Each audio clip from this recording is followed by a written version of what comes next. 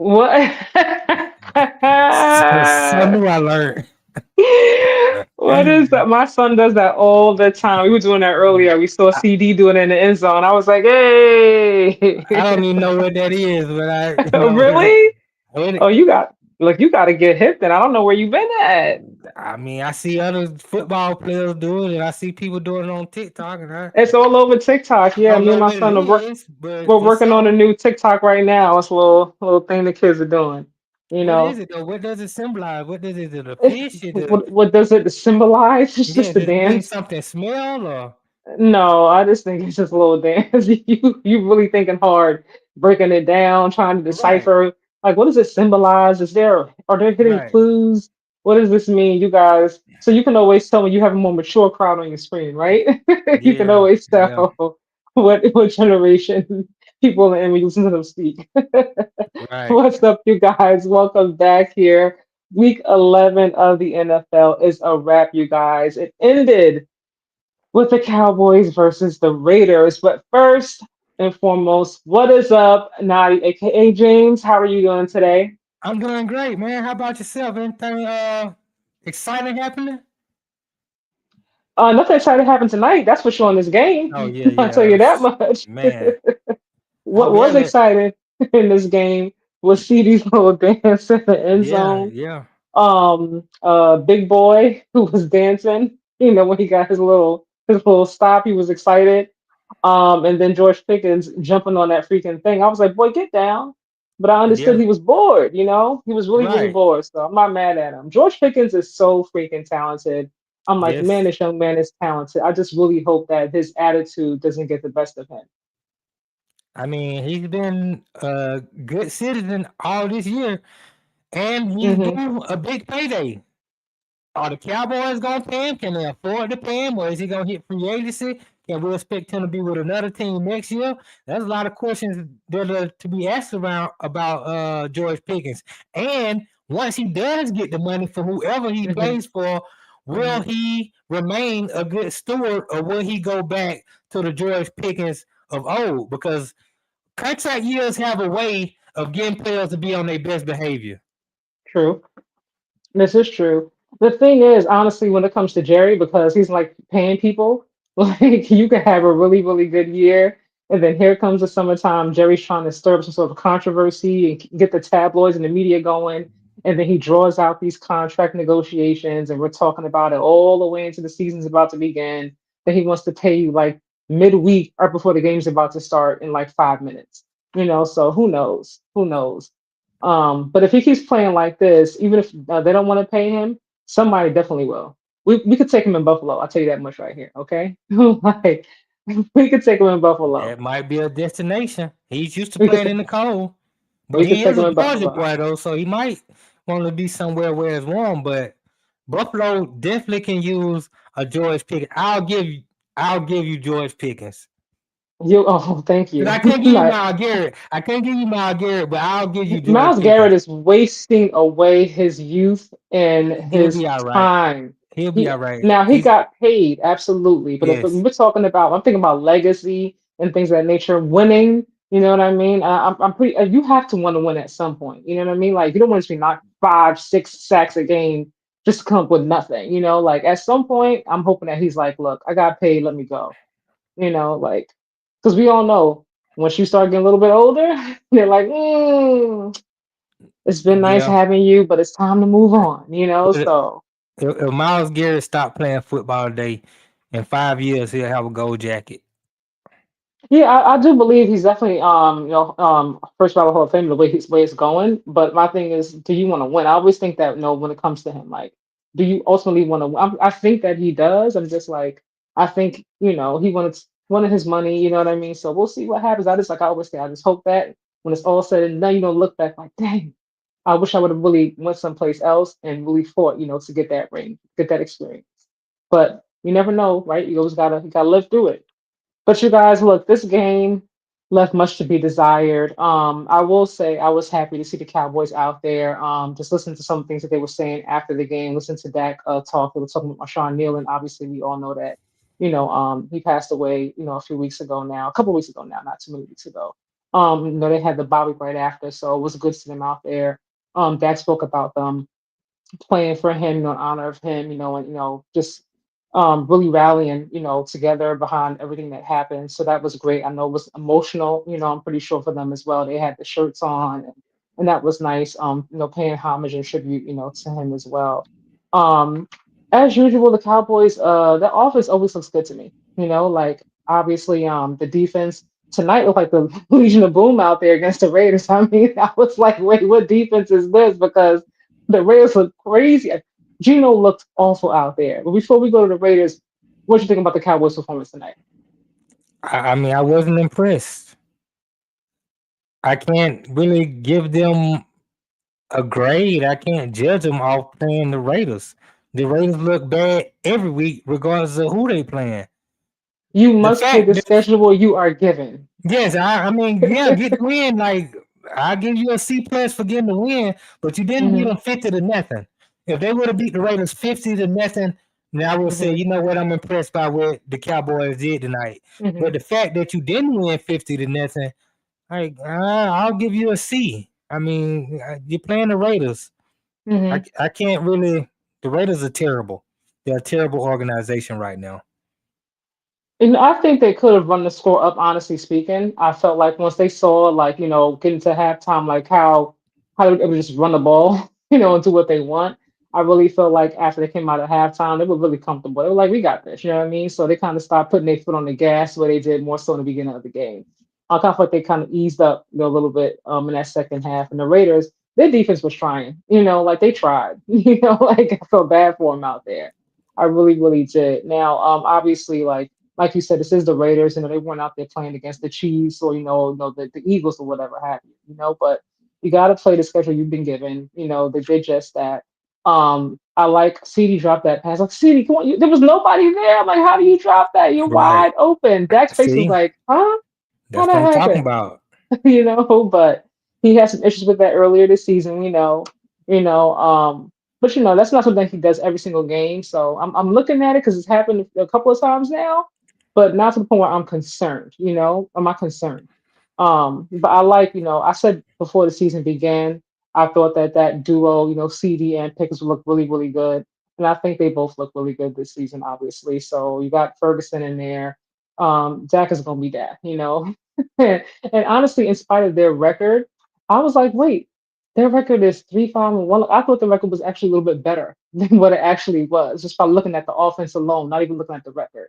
But based on what you saw tonight, of course they had some new additions to this team. Do you think, with everything that's going on right now in the NFL, all the injuries and things of that nature, that Dallas can? Do you see them making the playoffs? Or you like they're not going to make it this year? No, they're not a good football team.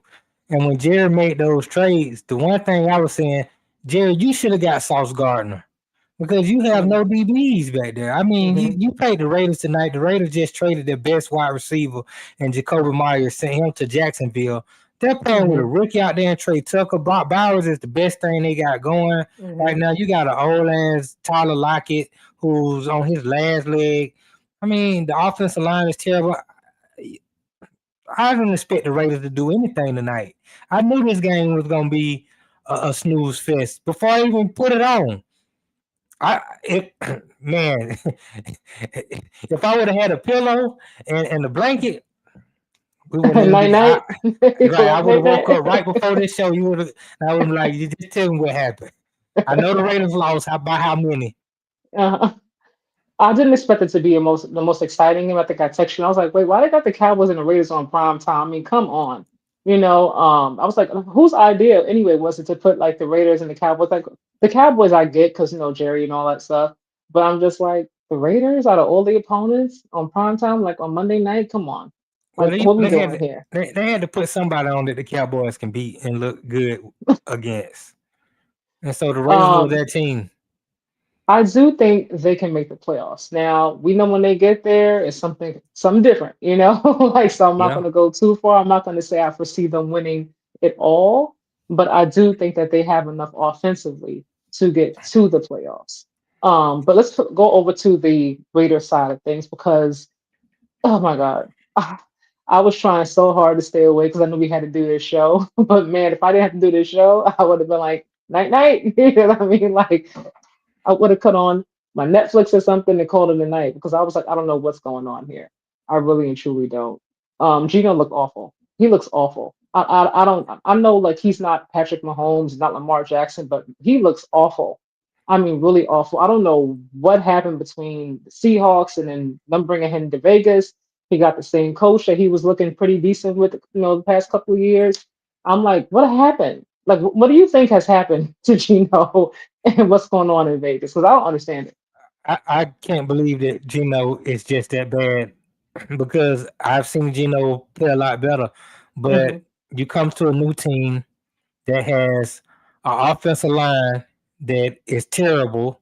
Shout out to Stacey McKenzie. That's my What's up, mama. Stacy? Why my mama up this late? That's your mom. Hi, Yeah. Yeah, I'm glad you stopped by, you know. Um, mom. yeah, Thank but you for tuning in. Mhm. yeah, I appreciate it. I didn't even know you knew I was on tonight. That's what's up. That means But the yeah, notifications are on. yeah, that's part that means she's subscribed. She doing what she's supposed to do. You know, so that's the positive thing.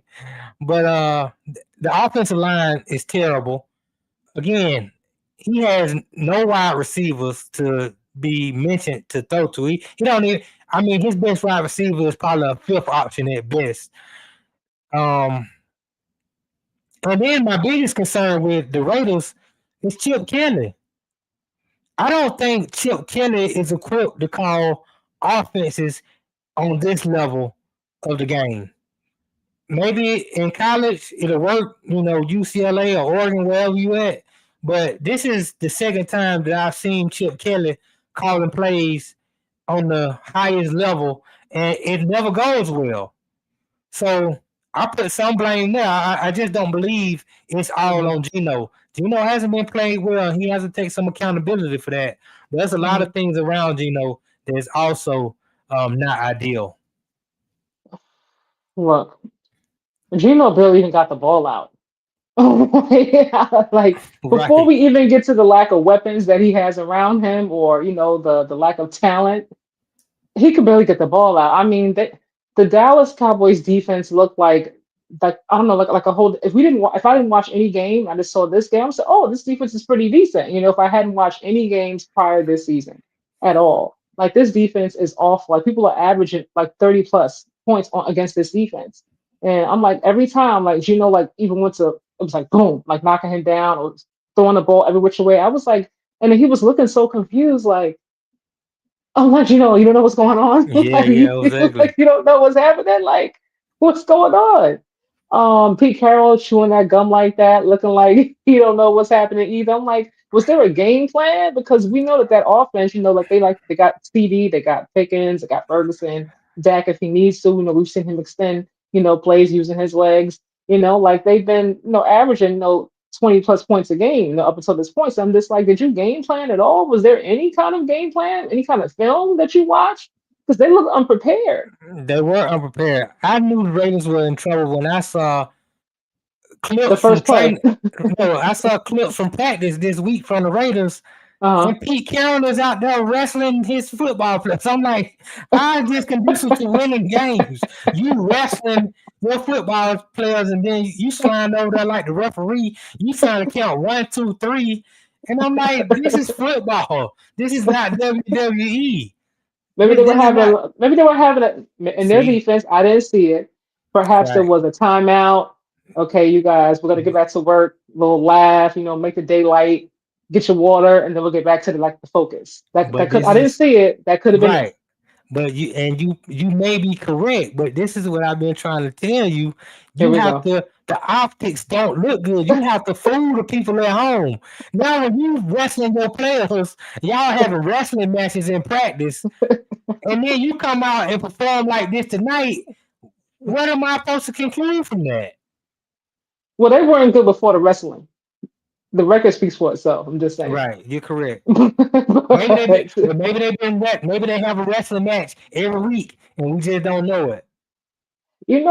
sometimes coaches have like their unorthodox way of doing things of winning. That could also be part of his coaching, trying to do something different. something out of the, a little bit creative outside the box, maybe. You never know. I'm just trying to It give ain't. Pete It ain't. Carroll just a little bit of, You can't. You can't no, because it okay. ain't working. You hit me up earlier. You said maybe Pete Carroll is done. Yes, I Yeah, agree. yeah, yeah. I I said that think the before they brought game, him there, though. the game has passed him by. I love Pete Carroll. I love his energy, and I hope he can still coach because it keeps him energetic. It keeps him alive. I'm Mm-hmm. not knocking Pete Carroll, but clearly it appears that the game has passed him by. Mm-hmm. Same with Bill Belichick. These are legendary coaches who Well, are getting we the can't. We're dime not blown going. out of them every week. We can't judge uh Big Bill and UNC. It wouldn't be right. It really wouldn't be right. What you mean? Um, Is he the coach or he not the coach? I'm not going to look at him in at UNC. I'm just going to focus on what he Okay. did in the NFL Well, them because last they're couple, like two completely different like well, coaches. them Like last few years he had in New England were atrocious. So that's true it's too. right on par with what he's doing in North It Carolina. didn't look like this though. Right. Like it Yeah. didn't look this bad, Right. you I know. But agree. I agree. there's been a little bit of improvement since he like since the first couple of games, like not by that much, but you know, Yeah. Yeah. it's a little bit. I give Bill a little time. Dak on his own 268 passing yards. What did you think about Dak's performance like without the rest of the team? Like I what do you think I, about w- him? I Wasn't wasn't impressed. any more impressed than you're Okay. playing the Raiders. I can't look. I tell you what. I'm looking at the schedule. Right. The Mm-hmm. Cowboys got the Eagles. I You know got the that. They got Chiefs. You the got the Lions too, right? Lions. You got Mm-hmm. the Vikings, and you got the Chargers. These are your next 5 games. Okay, this is gonna let me know everything I need to know about the Cowboys and their improvement since week 1. Let's see what you do. I could see them winning Vikings and Chargers. The Chiefs, I don't know about right now. But Lions, their defense is awful. So I can't see them stopping the offense. But you never know. And Eagles, I mean, they almost beat them week one. Now a lot has changed in the upcoming the weeks to follow. So we have to see again how it looks. But I'm gonna go on a limb and say they can. I expect them to win against the Vikings and the Chargers. All right, so you saying in the next 5 games you expect them to go 2-3? That ain't gonna cut it when you talk The about Chiefs, making I'm not playoffs. sure. The Chiefs, I'm not sure about. I am Okay, confident they should beat the Vikings and the Chargers. The way they I look right would now. I wouldn't be surprised if they lost all 5 of these games. Wow, you got to give them some more credit than that. No, The offense, the Eagles, I think are a better team. The Chiefs, I think are a better team. The Lions, I think with the way the the Chiefs depth, have one more win than they do. yeah, but the Chiefs, I think the Cowboy defense is so inept that the Chiefs can score 40 points Hmm. against that defense, and the Chiefs defense is pretty good. I think the Lions can put up 40. I Hmm. think the Vikings have a really good defense, and in 4 weeks, JJ McCarthy can be a tad little bit better. He can go and put up 35 Hmm. against the Cowboys. And I know Justin Herbert can put up 40 against the Cowboys. So they made some trades at the trade deadline. They brought in Keenan Williams and they The got Logan same Thomas. the same Justin that played against Jacksonville. That Yeah, Justin. but I figured it out. The Chargers was going on the bye week this week. Oh, They was okay. set for an early vacation. They Oh, wasn't okay. even trying to play no football. Okay. Okay. That's what we're gonna go Harbaugh, by. Okay, I got you. Jim Harbaugh is gonna have them ready when they go into Uh, Dallas. I what's can up, I big dog? Yeah, I can see them. I can see the Cowboys Mhm. possibly losing all 5, but I think they'll at least win one. I say 1-4. If they go 1-4, their Wow. record be 5-9-1. You're done. I'm gonna give them at least two out of this five. I'm gonna get to put a little more respect on Dak Okay, and then they'll C be and six. CD They'll be and six, CD. 8-1. If they do You what know. you said, they'll be 6, 8-1. They're Hmm. done. Well, you know what? Stranger things have happened. You never know, right? Right. The way this season is looking, with all the injuries and whatnot, when the teams that we thought would look better than what they actually are, who knows, who knows? I mean, for sure certain teams are going to be there. You expect the Rams to be there, the Eagles, the Lions, But there's always a team or two that gets in. And you're like, wow, I did not see this coming. There's always somebody that catch you off guard and surprise you. So who knows? It could be. Wait, hold on, hold on. That's a Big dog talk nice to me. Talk nice to me. It says the yeah. 49ers versus Bills Super Bowl. You know what, Big dog? See, you He's was clearly talking buttering reckless. you up. You was talking reckless last time, Big dog, but we here right now. We here See, right now. it's so easy just to get back on your good side like that. I That's I all you didn't had to even do. have I wasn't even gonna talk about Joshua Tyrell tonight, y'all. But since Big Dog did bring him up, did you see? He Did you didn't bring see? up Joshua Tyrell. He Okay, brought up the but okay, 49ers versus the Bills. okay. So when you talk about the Bills, you're talking about Joshua Tyrell Allen. That's it. Like there's nothing else you're talking about in Buffalo other than Josh. Okay, my guy made history yesterday in that win. So and against people consider Baker Mayfield at one point to be an MVP. I was talking about how the Buccaneers like they could be championship contenders, all these different things. So No. look, that 44, right? Josh had to put his cape on. Okay, he had to put his cape on to make that win happen. Okay, so Yes, he yes. did. He played well. He played well. But I told you back when we did the first show, I said take Baker Mayfield out the MVP conversation. He's Hmm. not that good. He's not that You guy. He's did. playing well, You but did say he's that. not that guy. And the Hmm. Bucks are not nowhere near a Super Bowl contender. So definitely with all the injuries they have to their wides. But Yeah, I that's mean, true now too. I applaud Baker Mayfield because he is a gamer. Hmm. I give him that, and Hmm. he's doing all he can with the weapons that he have around him or the lack Hmm. thereof. I give him Hmm. that. But those two picks that Josh had early in the game against any other team, well, I'm not gonna say any other team because he could have dominated the Raiders, but you in the playoffs, those turnovers are gonna hurt you. Definitely with the way the Bills defense is lacking right now. They got holes in that defense. That So same defense that also came back from being down late in the game against the yeah, but Ravens again, and won that Baker's game. Baker's I'm just gonna provide some context and some yeah, nuance yeah, to yeah. this conversation. I mean Josh played like an MVP yesterday. I get to him. He played like Superman. As He he ran the is the ball. reigning MVP. Yeah, He yeah. is currently He's the yeah, reigning yeah. MVP. Okay. Yeah, he's the reigning MVP. He In played case y'all forgot. after the first quarter, he got his act together and he played really well. I give him credit for putting on the show. That was the best game of the day.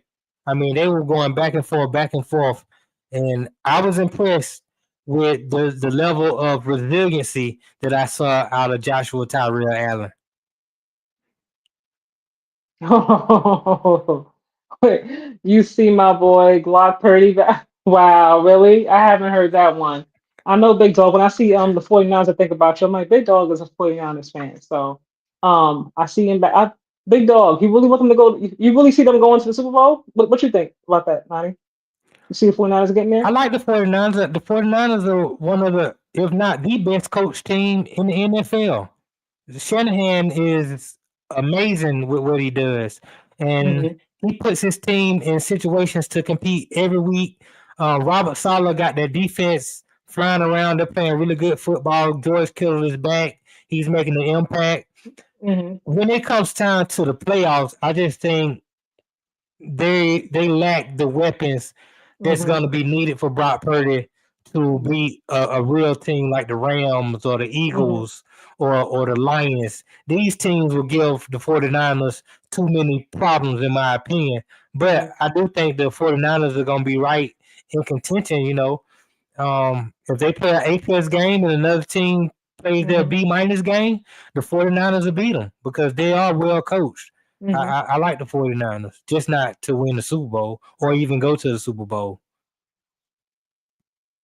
I'm not going to argue with you there. I don't see them winning it. Like you said, they are missing, some weapons.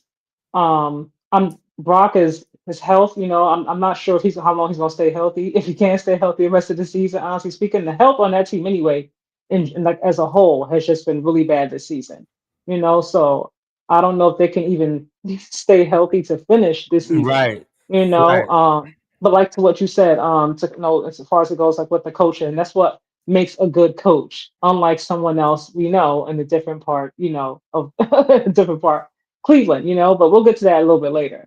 When you see a coach that finds a way to win, no matter who he has, as the QB, you can tell that there's a system there. He's gonna find a way to manage the time, the clock, figure out what you can do, what's good to your strengths, and how he can, win a game. I like to see stuff like that because if you can only win with your QB, you can't do it with a backup. You can only do it, when you have your star player, but when your other players, you're missing your star wide receiver, like your record just goes to shit. Like you got to find other ways to win. And I will give Kyle Shanahan credit for that. He always finds a way to win or put his team in the best position to win. Right. So what you were saying. So yeah. You never know. Like Big Dog said, Brock is back. So we shall see. Yeah, well, they played very well with the backup quarterback. hmm So They did. Because it was a whole conversation. Like I think we spoke about it too. Like Mac Jones, Brock Purdy. yeah, Like, but yeah. Oh, hold on. Big Dog, Brandon Ayuk will be back soon. Ayuk, Pearso, Kittle, CMC, Glock. We can stay healthy. We will be good. It's the defense I'm worried about. No Bosa, no Warner.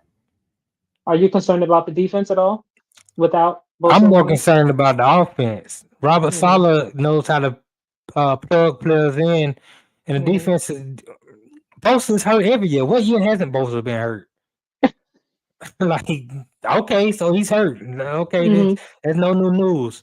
Mm-hmm. Warner is a blow pause, Mm-hmm. but I'm not worried about defense. I'm worried about Mm-hmm. offense. He telling me Ayuk will be back soon. Okay, but Ayuk is coming back off a serious injury. I don't know what you're gonna get out of Ayuk. That's true. Pearsall is he's since he's been in the league. I know he got shot. That ain't his I know, fault. right? That was All crazy. the Yeah. way. Yeah. That ain't all the way his fault, but he still got Not shot. all the And way. yeah, not all the way. He had some complicity in that, but he got shot. I'm not blaming that on him. But even when he got back, he's been hurt. Kittle has been hurt throughout his career. CMC has been hurt throughout his career. Juwan Jennings is dealing with a back issue. He's been hurt throughout his time in San Francisco. Kendrick Bourne can't get right. I mean, you got a bunch of guys on offense that, yes, if they stay healthy, you might, but the chances of them staying healthy, I have no confidence in that because they're always hurt. Unless I muted myself. I was like, wait, he can't hear me?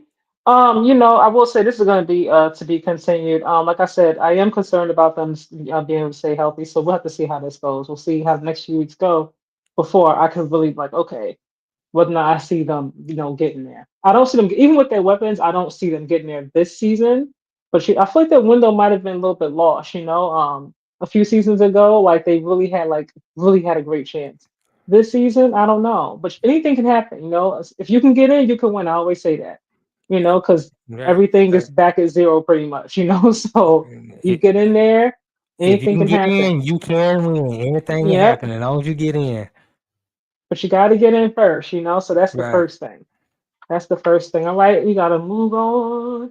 Move on to my favorite topic of the day, you guys. It is freaking time for Shedeur. It's time for Shedeur, you Oh, you guys. should Set your have an watches applause up. sound. You should Set have an your applause watches up. sound. I don't have that. If you do, go Yeah. ahead. Yeah, Um, I need to bring my next week. I'm gonna bring my mixer so we can play okay. these sounds. Right. So you guys, they are saying Shador is expected to make his first NFL start against none other than the Raiders. Yeah. Now you got to So, ball against the Raiders. Now, if you don't ball against the Raiders, I'm sorry. You got to ball against the Raiders. but I before, hate. go ahead. Go with your No, thought. I was saying I hate that pressure Mm-hmm. is gonna be there because Mm-hmm. we just saw what the Raiders did tonight, Mm-hmm. and so now the expectation is with a full week of reps with the runs Mm-hmm. and all of that, all the things that the media made excuses about Mm-hmm. yesterday. With Mm-hmm. all that, you're gonna have all that. You got to go and beat the Raiders because Miles Garrett, I can see Miles Garrett getting 6 sacks Mm-hmm. against Gino in that Yeah, offensive line. that's true. Yeah. Mason Graham, all those guys, the Raiders might not score. Mm-hmm. All you gotta do is play clean football, Shedeur. Don't turn the ball over. Don't Mm-hmm. try to be too hero. Just put Mm-hmm. more points on the board to win the Mm-hmm. game. That's all. That's all we want to see. And if you do that, I think if he does that, he can be in line to start the next week. I'm gonna go back a little bit to yesterday because me and you spoke a little bit about this, but obviously not like fully. Waited for the conversation here to have it with you guys live in real time. I want to play this soundbite though from Get Up This Morning. I was listening to it at work and I was like, okay, it's not just me because you always defending, you stay defending Kevin Stefanski with your life. I'm like, is this like like one of No, your I cousins, don't. like one of your cousins, like from the other side, twice removed or something, because I don't feel like you keep it all the way above. But I'm gonna play this though, real quick. Hold on, you guys. Halftime, it was the first time that their offensive line starting group had heard his cadence, which is in a game. That is very, very odd to for something like that. Yeah, we usually in or whatever. Yeah, I mean, usually, listen, as a backup, you would have maybe on a Friday you might get a couple. To have the starting offensive line not hear your cadence at all is very, very, it's very strange, very odd. Something there just doesn't seem right, Rex. No, 100% it doesn't seem right. And look, here's the thing, and is it the kid, or is it how you have treated this guy? Like, I don't know where the fine line is, but there's, I mean, certainly a disconnect. Why is there such a disconnect here? Is it the kid's fault? Is it the organization's fault? I have no idea. All right. But I am going to say this. The only energy I saw in the entire stadium was when that kid popped on the field. Right. When Shedeur walked on the field, you know who was wanting to see him play? The fans. The dang fans. And you know who never cared? His teammates. What the hell is going on in Cleveland? Yeah. What is going on in Cleveland? And so to me, it's like, are you not giving this kid a chance from day one? Why the hell did you trade up for him in the first place? Who's running? Or is it something team? About the kid that you can't stand? What did you think? I wanted to make sure that I put Rex Ryan and Woody because Rex Ryan has been very much objective in this situation with Yeah, Shador. He's been very, very fair, very open-minded. Even a couple of weeks ago, he kind of threw Shador under the bus about not paying attention, when it came to right. practice, knowing film, and so on and so forth. So I didn't want you to be like, oh, well, Uncle Acho, they be biased and so on and so forth. I was No, like, nope, can't use that this no, time. I don't listen to Um, any of the media guys. but what did you think though when hearing that? Is there anything that you agree with, or you like, nah? Well, I had heard the full Rich Ryan comments earlier as I was scrolling through social media, and he was wishy washy on the whole thing. But since yesterday, I've actually been hearing from guys who were career backups, guys who were fifth round picks, guys who were sixth round picks, and the tune was the same. Even Chase Daniels, those guys don't get any reps. It just doesn't happen now. If they are sitting behind a veteran, then yes, because the veteran doesn't need to have every reps. But when you have a rookie quarterback in Dylan Gabriel needs all the reps. That's just how it goes. Fifth round quarterbacks don't get no favor. They're not most times fifth round quarterbacks aren't even expected to play. So I don't think the Cleveland Browns did anything out of the ordinary by not getting Shedeur reps with the first team. He's the fifth round pick. He's the backup, and I got a rookie in front of him that needs all the reps because the priority is to develop Dylan Gabriel. The priority isn't necessarily to develop Shedeur, and that's just the unfortunate part about it because he's a fifth round pick. Now, do the fans, me and you, and other people at home, do we want to see Shedeur develop and play? Of course we do because we like Shedeur. We root for Shedeur. We pull for him. We watch Colorado football games. That's the case. But just being objective and being fair, Dylan Gabriel was a third round pick. He was picked higher, and Dylan Gabriel is a rookie, and Dylan Gabriel needs all the reps. So I understand Stefanski giving Dylan Gabriel all the opportunity in the world to succeed. I gotta call hogwash. I gotta call hogwash. I'm sorry. I'm sorry. I'm sorry. I said a long time ago, this whole situation is really, really odd. Um, Shador, they're both rookies, obviously, right? Like they don't, Right. neither one of them have experience. So this definitely makes it a little bit, different. It's not like he's sitting right behind Joe Flacco or someone that has experience. So it's different in that regard. And obviously, to your point. Dylan Gabriel did get drafted higher than Shedeur. Whether or not I agree with this, a whole other conversation. But the fact is that he did go in the third round and Shedeur in the fifth round. But they're both there. You could have got rid of him, could have tried to get rid of him, whatever reason, he's there. You know what I mean? Like Rex Ryan said, like if you weren't going to use him at all, then what you got him for? I If you agree know with he's that. They just gonna shouldn't have drafted him. if he just gonna sit there, you know what I mean? So look, if you said if the coaching staff is like, look, I like Dylan, I think he's the future of the franchise. That's how you feel, then that's your choice. I'm not mad at it, Right. but the fact of the matter is that you do have him there. And for me as a coach, I'm not saying Shador should get all the reps. I'm not saying he should even go 50-50 with Dylan Gabriel because Dylan is the rookie and he is who you chose to be the starting QB. But you have him as a backup, right? Like you could have kept Kenny Pickett, you could have got somebody else, but you moved Shador up, to back to QB2. If something is to happen. This is the NFL. Things do happen. Like injuries are a real part of this game, and to not have Shador, to not even know what his voice sounds like, so for him not to have not even one or two reps at all these months with the ones, not even a few, like you didn't think that that was a possibility that Dylan could get hurt, and if so, then what? Like you're gonna put no Zap in there? No, you put Shador in there. So to me, at this as from a coach as a coach, like he should have there should have been something else. There's no reason that he shouldn't have gotten at least a couple of reps by now. I'm not saying he's gonna get the same amount as Dylan Gabriel. I get that. But to have zero at all, like they were talking about it at halftime, you have the players trying to get used to his cadence and and how his voice sounds. The plan was obviously tailored for Dylan Gabriel as he is a starting QB, but you have to prepare. If Kyle Shanahan was the coach and the same situation happened, I don't think they would have looked like that. I don't. He's going to find a way to still win the game. And for Kevin Stefanski to be a former coach of the year, to me was very, very disappointing. Like two times, thank you. I didn't want to go into like details. I don't like it. But former two-time coach of the year, correction. I'm just like, you got to do better, because he's a rookie as well. And for him not to have none, zero, I mean, zero. That to me is a bit odd. Like it is. Something else is going on. You know what I I mean? agree. I've been said that. I don't know what it is. I don't want to make it about a race thing. Like, oh, Kevin Stefanski is racist. I don't think he No, it's likes not Shador. race. I don't No, it's think not race that because I don't. he had all black quarterbacks just a year ago.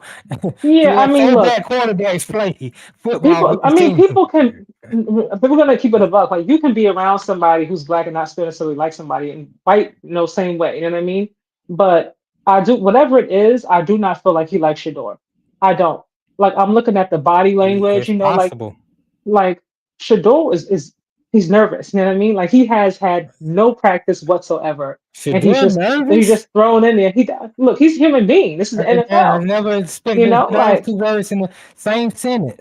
Every the time me I not hear be about Shedeur, it's confidence. Like if you he. put confidence I in the do. dictionary and then there's Shedeur right next to the word confidence. That's all I I've been do hearing. I do believe that he believes in himself as he should, but this is the NFL. I think Okay. anybody would be nervous having especially he's not like he's hiding, in the back place, on defense where he's like blending in with the rest of the team. Right. Like he's a QB, so he's gonna be the focal point. And it's Shador. So even more so, it's even more eyes on him. You hear the crowd going crazy, you know what I mean, cheering and standing up, and throwing up their watches and things of that nature, showing their jerseys. So yeah, I mean, I'm pretty sure his heart was beating a little bit fast. You know what I mean? Like, oh snap, Hmm. this is really happening. I don't think he expected to even go in at any point at all this season. Maybe, if I'm being If you're honest. the backup You know, quarterback, you always have to be ready to go in. You one play but be away ready. Be from being in ready. the game. How? There was no preparation. That's I the mean, life of a backup. I guess Backups don't get mentally, preparation. that sounds foolish. I saw I'm not. Baker I can't. Mayfield get signed to a I can't. team, and two Uh days huh. later, he on that team. He throws a game-winning touchdown Was he because a he got. rookie? No, he wasn't a rookie, but he's still Okay. a guy So, who but went there's to a a team for 2 days. there's a difference though. There's a difference between it's Okay, not as if Shador came from one team to a different okay, team and all he's right, yeah, you know what I mean? I Like this got is it. his first start complete. We haven't seen him on the freaking turf, on the grass Right. since preseason. What Okay. month was that? Remind me. So I know like everybody's like, oh, we know he's a QB in the NFL. He's supposed to come out and be ready. I saw comments about Tom Brady. Well, Tom Brady was this and that. I'm like, he's not Tom Brady. Like Right, we but can't we that's can't how put people were you know selling what I him mean? though. People kept saying, "Oh, I he's so." never sold him as No, Tom I'm Brady. not saying you. I'm Yeah, saying yeah. people. All the people, all Mhm. his fanboys in the media. Oh, he's so special. You just put him in and watch him show out. Okay, they just put him in.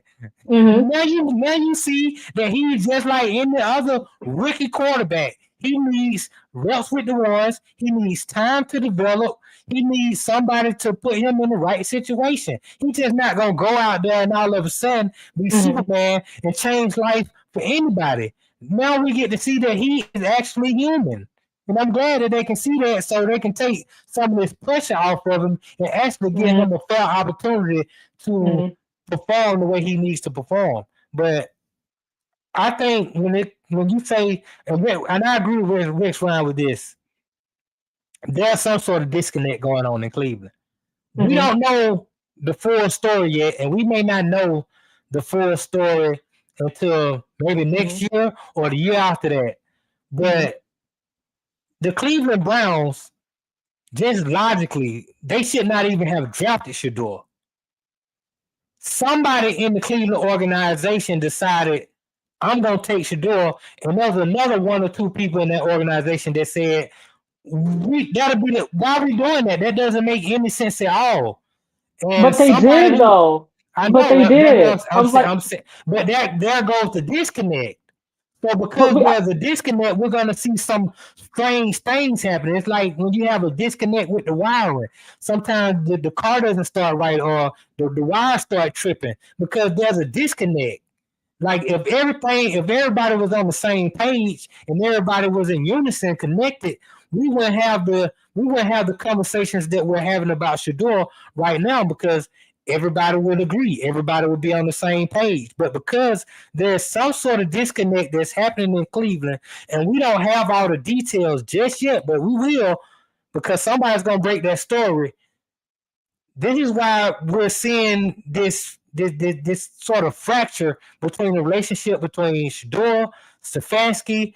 I don't know what Andrew Berry's role is. I don't know what Jimmy Haslam's role is, but there is a disconnect inside of that Cleveland Browns organization because it makes no sense to draft two rookie quarterbacks in the same draft and have them compete.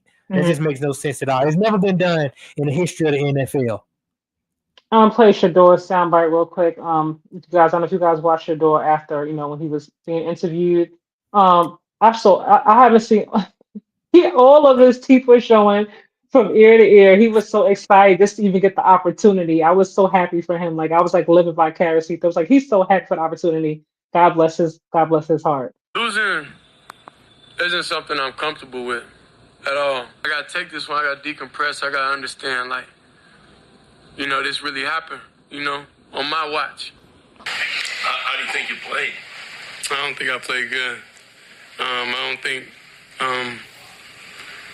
I played good at all. I think it's a lot of things, we need to look at, during the week and go and just get comfortable even throwing routes, with Jerry and throwing routes with all those guys.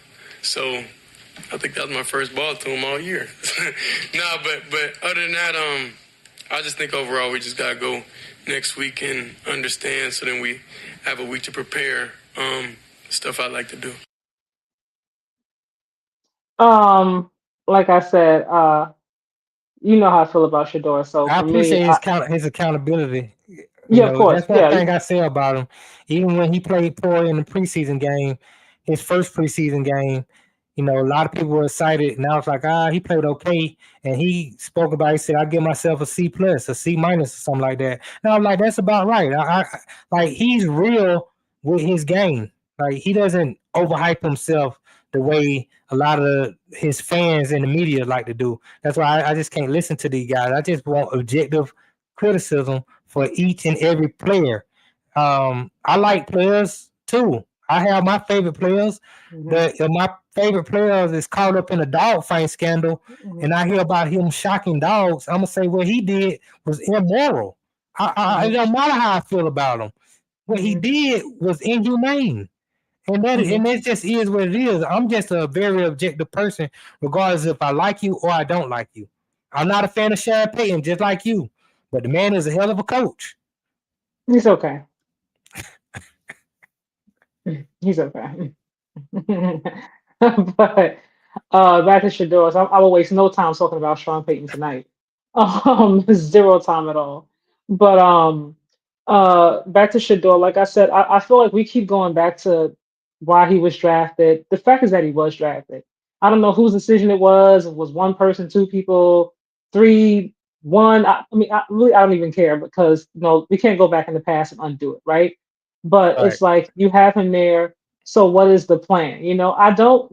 The thing is, if Dylan Gabriel was like playing lights out, I'm like, okay, you know what? I rock with Shedeur, but they got their franchise QB. Like I can't even like deny it. Dylan Gabriel, he's helping them win games. He's out there.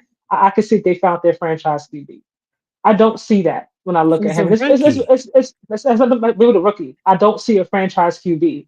Like Jackson Dart is a rookie. There's quite a few rookies in the NFL. And when I look at them, I can say, okay, like Jackson Dart, I don't know what he's gonna be like in his whole Right. career, right?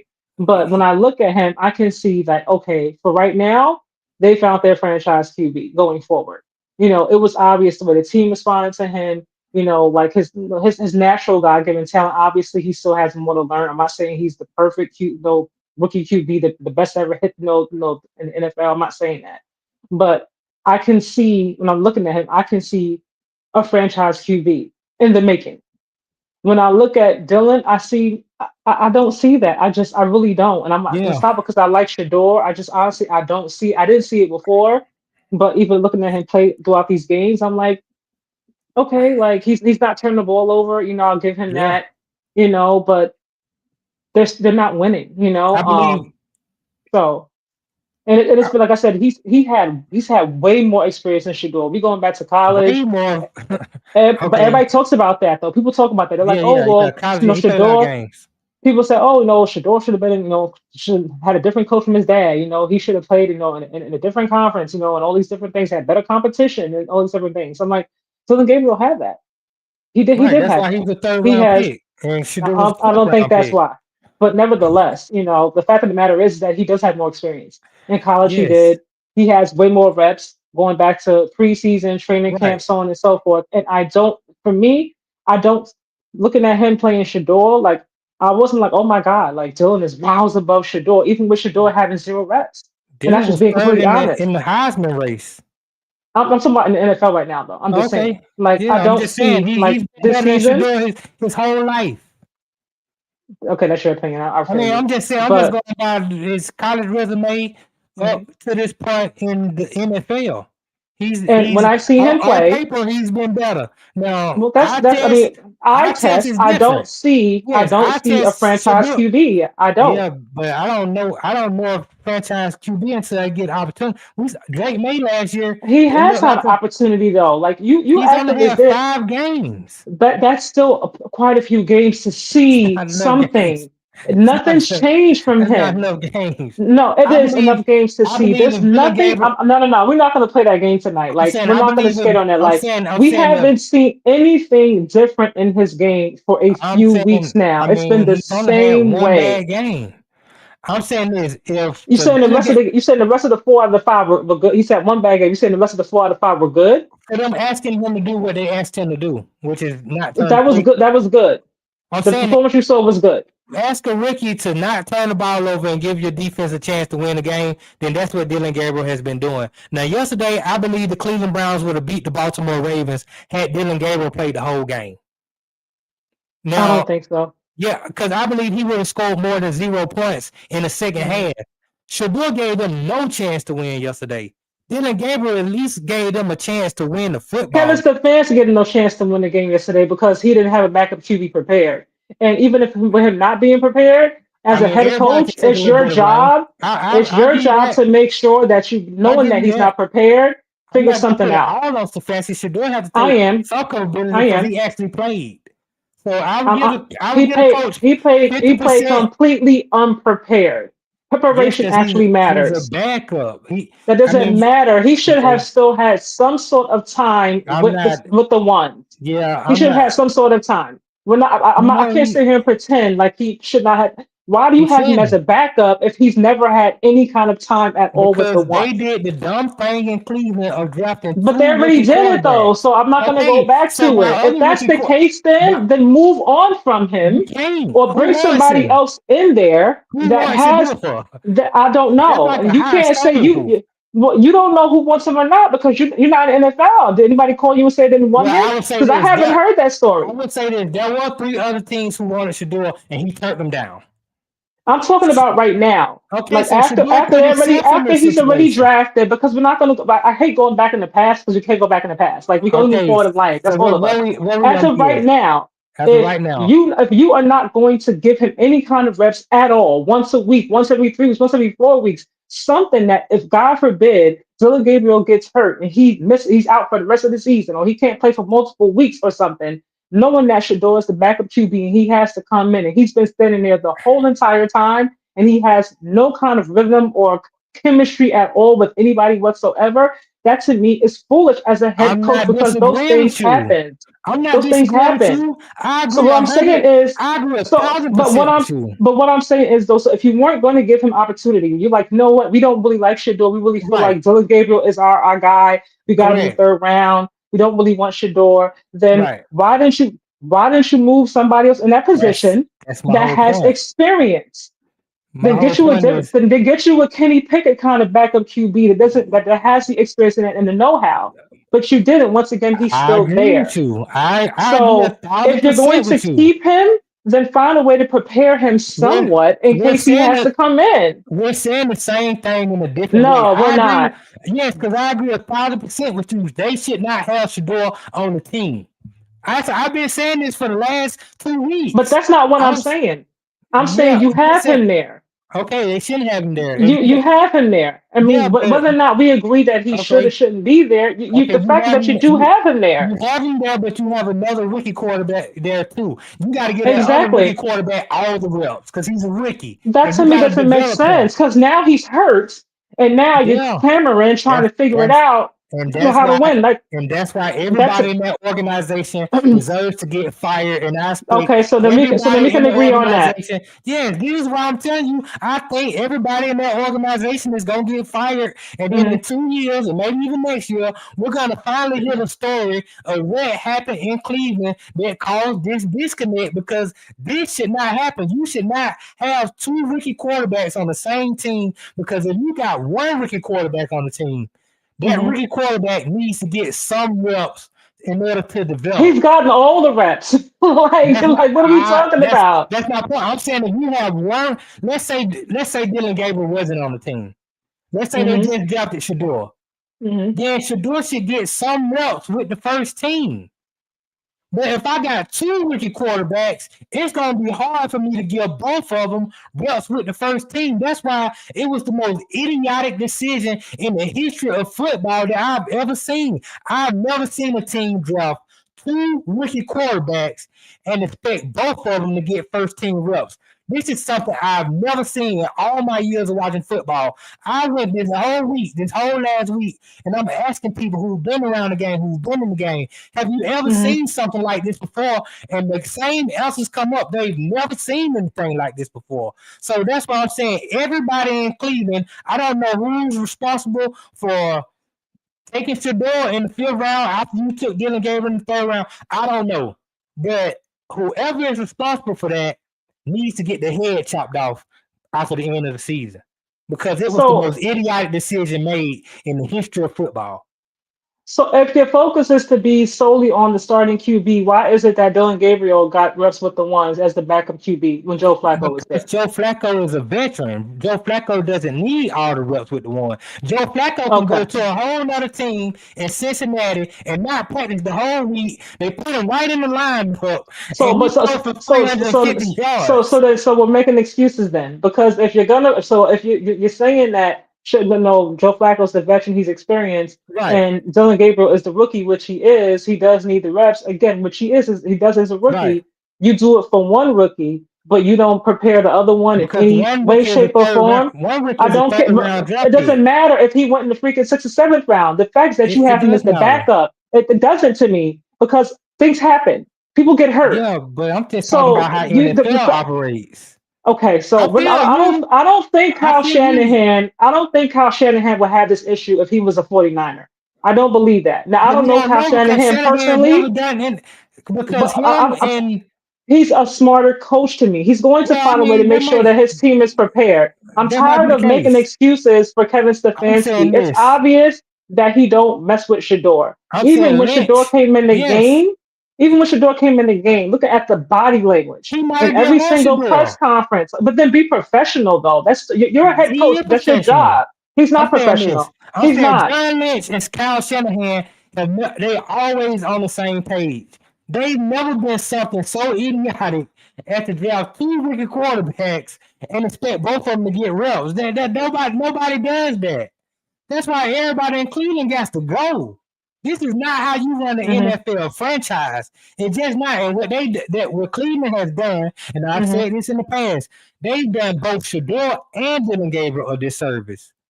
There's a reason why in the Well, Dylan preseason, Gabriel hasn't been done this service. but I that's what mean, I'm saying. But this, he's gotten all the reps and well, everything else. Nobody but cares to see him, in terms of the majority of no, the fans. I'm. But When I expect Shador to start this week, I that's what expect they Shador, said. I expect Shador to play well this week. When Shador plays well this week, in my opinion, it's going to be in the best interest of the Cleveland Browns to keep playing Shador. Because I need to, like you said, I need to see what I got going forward before I go into the draft next year. And if he plays well, I need to give him 4 or 5 games, 6 games, and see what he got. Can he be consistent? Can he be our guy going forward? Well, Hmm. in that case, now you screwed Dylan Gabriel because now you're not giving him as a rookie time to develop. And so either way it goes, you've done a disservice to both Shador When and let's say Shador doesn't play well. Well, if Shedeur doesn't play well, at some point you still gonna have to give Shedeur at least 3 or 4 more games to see can he have some sort of development, and you're gonna run two young quarterbacks who now they're gonna be on your team going forward. They're gonna be on other teams, and other coaches are gonna have the task of developing these quarterbacks, hmm and it can come back and bite you in the ass, just like hmm Baker Mayfield came back to bite you in the ass. That's what Joe Flacco hmm came back to bite you in the ass. hmm See, veteran quarterbacks, I want to get to that point. Joe Flacco didn't even have to play in the preseason. They didn't play no, Joe Flacco week 1 in the preseason. They didn't play in week 2 in the preseason. I think he played the last game or something like that because he's a yeah, veteran quarterback. He yeah, doesn't need the reps. and then He knows every Dylan came play. in and then Shador. Hmm. Right. Joe Flacco knows every playbook in the NFL. He has seen it all. He's been in the league for 18 years, down to 20 Hmm. years.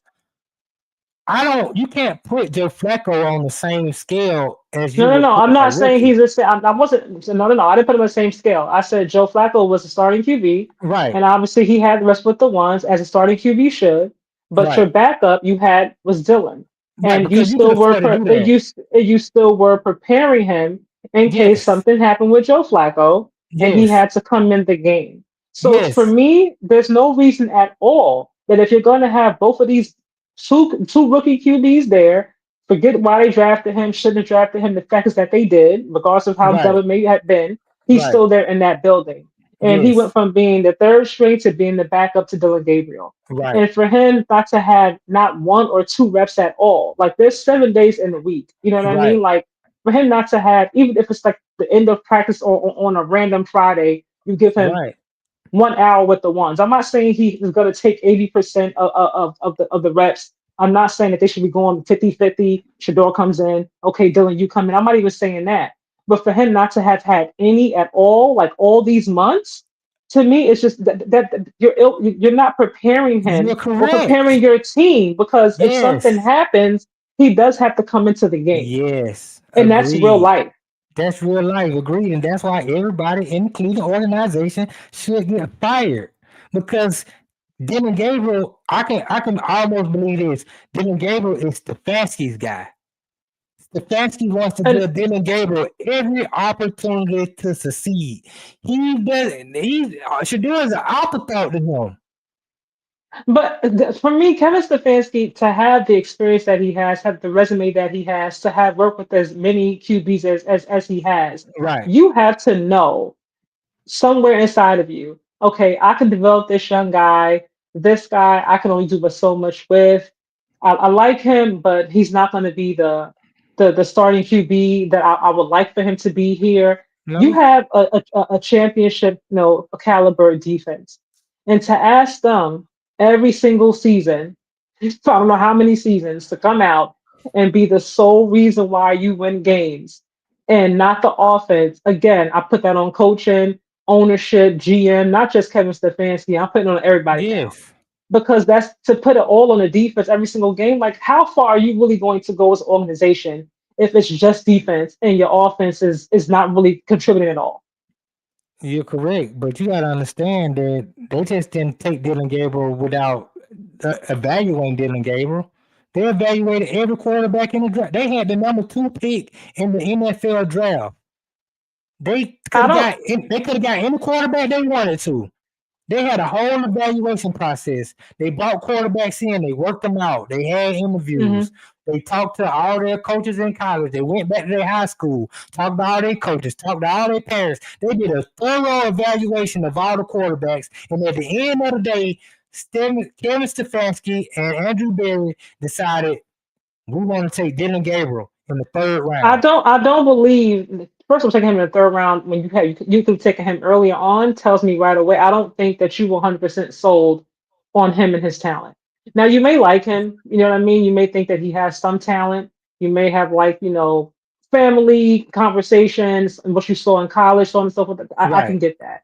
Mm-hmm. But taking him in the third round and then taking another QB, but you already had two there, tells me Right. that you're not really. That's we have four, and then if you count Deshaun, who Yes. I don't know what's And you happening with him, count Tyler Huntley, that's like six. like Right. so. That That's tells six me that you're quarterbacks. not really sold on anybody at this point, Right. not just Right. Shedeur. So Yes. to me, that's why you brought in another rookie QB to see. What I thought initially was okay, which one of these young guys, maybe neither one of them, you know what I mean, depending on how the season goes and how the development goes. Do we have them here? Do we have our future here? Do we not have our future here? And honestly Yeah. speaking, I can't tell if Dylan Gabriel is their future from what I've seen. And Shador, going up in there with this past game, I mean this game, I can't tell from that half a game if he should be there either, if I'm being completely honest, you know what I mean? But I do feel like they need to figure out what they're going to do for the future because the draft will be coming up. You know what I mean? Time goes by fast. So what Yeah. you gonna do? Are you gonna just Fire put all, everybody put all your and chips behind Dylan, or you gonna yeah. go and get somebody else and You, get rid of both of them, you're gonna or keep fire Dylan and move? you're Like, gonna fire everybody and you're gonna allow the new general manager and a new head coach to decide what they're gonna do moving forward with the quarterback. That's what you're gonna do. It's gonna and be then I taken can out of respect Andrew. that. It's gonna be taken out of Andrew Berry's hand, Hmm. and it's gonna be taken out of Kevin Stefanski's hand because they'll be Hmm. looking for jobs elsewhere. And I Hmm. can guarantee you this: Kevin Stefanski will get another job quicker than Andrew Berry will because Kevin Stefanski's Well, coach, resume, yeah. yes, Hmm. his resume says that he's a good coach, and so he'll land on his feet somewhere. His resume is impeccable, but Andrew Berry, I hate it for him because he's a brother and I root for him.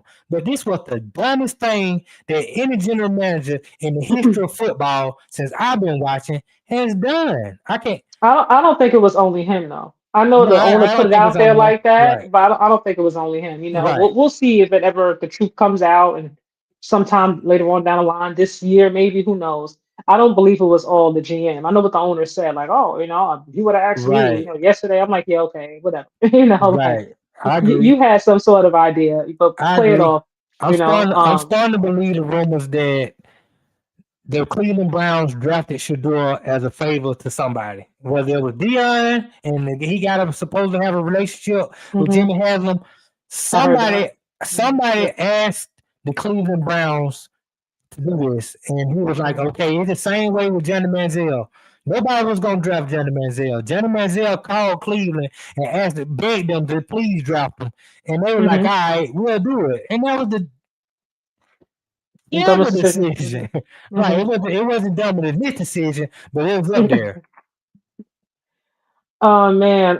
So you guys, we're gonna move on, but I am excited to see Shador finally get a start. Like I heard him say, and I heard them saying earlier on the shows. Like I didn't know like and maybe I just, I haven't watched it as long as you, NFL, but I didn't know that the QBs go to the coach and like tell them like what plays like they want to do, like what plays they like, Oh and yeah, so yeah, on and yeah. so forth. Yeah, Hmm. that I didn't know. So, I mean, even when you knew Not that all the for me, plays, not all the plays, no, but they not all. give Like some like some of three the or places, four yeah, plays that some, they yeah, that really they like, like. yeah, Yeah, that I'm not saying right, every single play, but some. I didn't know that, right.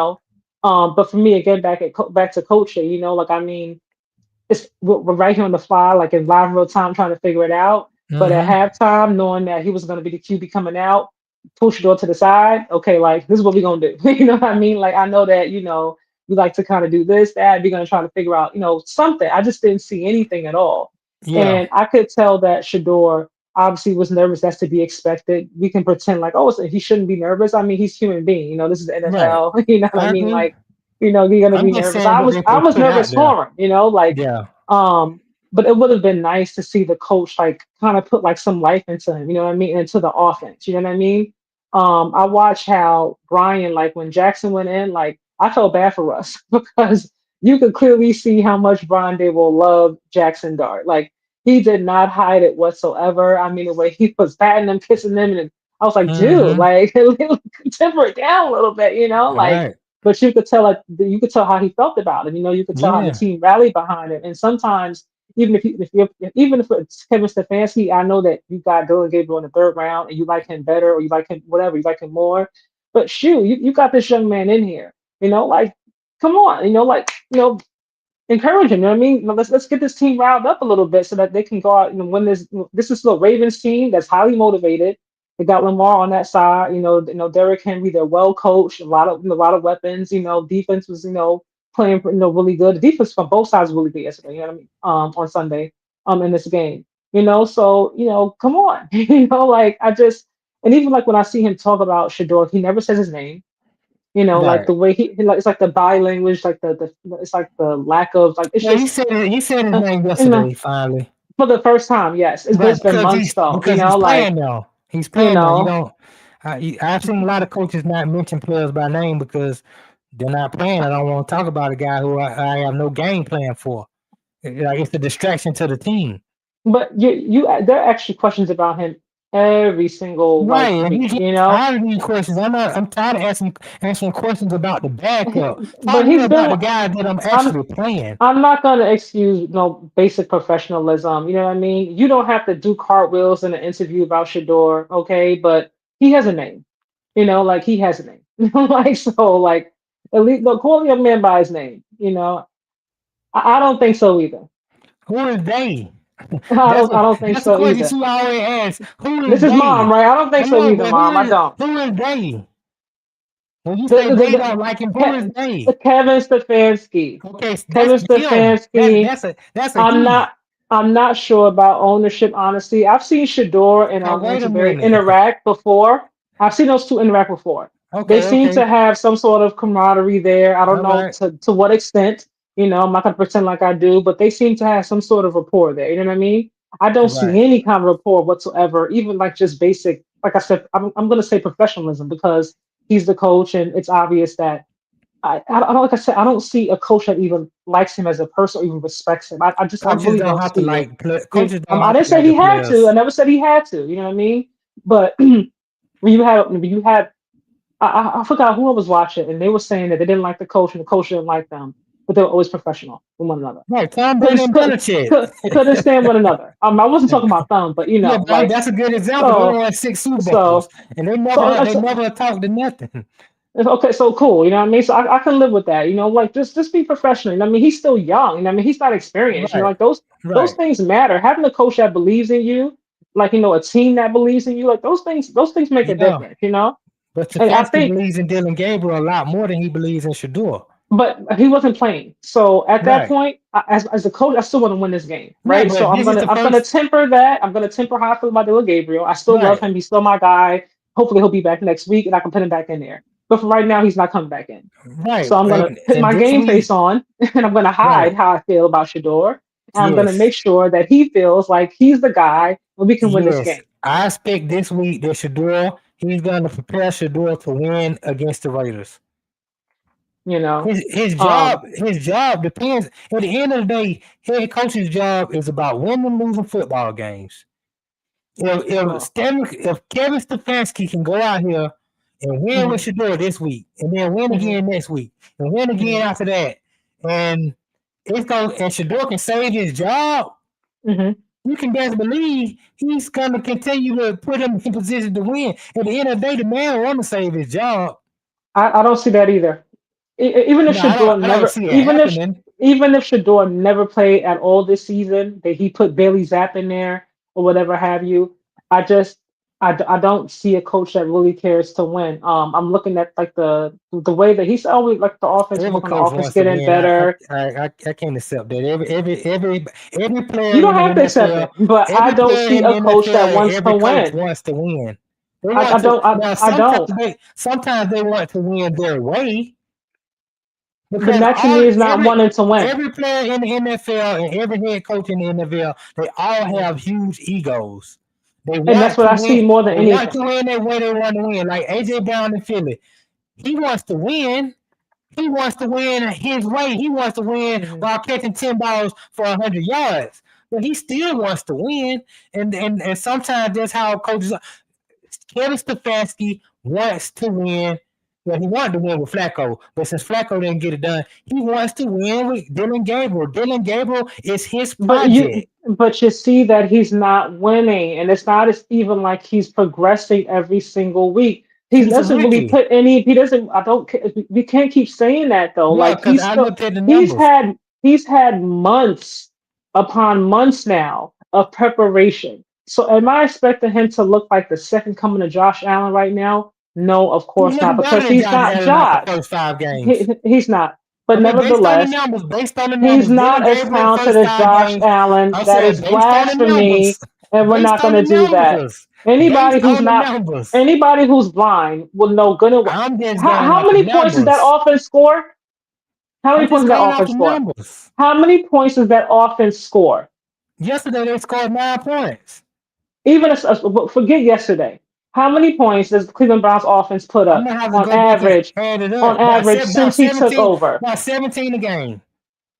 They're averaging about 17 a game before yesterday, which is not great, but it's not and terrible it's either. not even because It's of better than Dylan the Gabriel. Raiders. It's because of the defense. Like he's not the reason that they're losing every single game, but Josh Allen is the reason why the Bills win. Now I'm talking about Josh Allen's first There's a 5 games difference. when everybody in There's the a league was difference. saying he was trash. And But then when he he went, first came in the yes, when NFL, he first came in the NFL, people okay, saying Josh Allen was I'm not trash. I'm not talking And, about that now. but I'm talking about where we are well, that's right what I'm now. saying. This But is what Dylan Gabriel is. He's in his first 5 games. He's gonna need a whole season of development before we can really judge him accurately and fairly. We can't judge a rookie quarterback off 5 games. People in Atlanta, where I'm well, living at right now, they're well, calling. that's your opinion. I'm They're asking judging. me. They say, "What do you think about Michael Penix? Is he trash?" And I'm like, "No.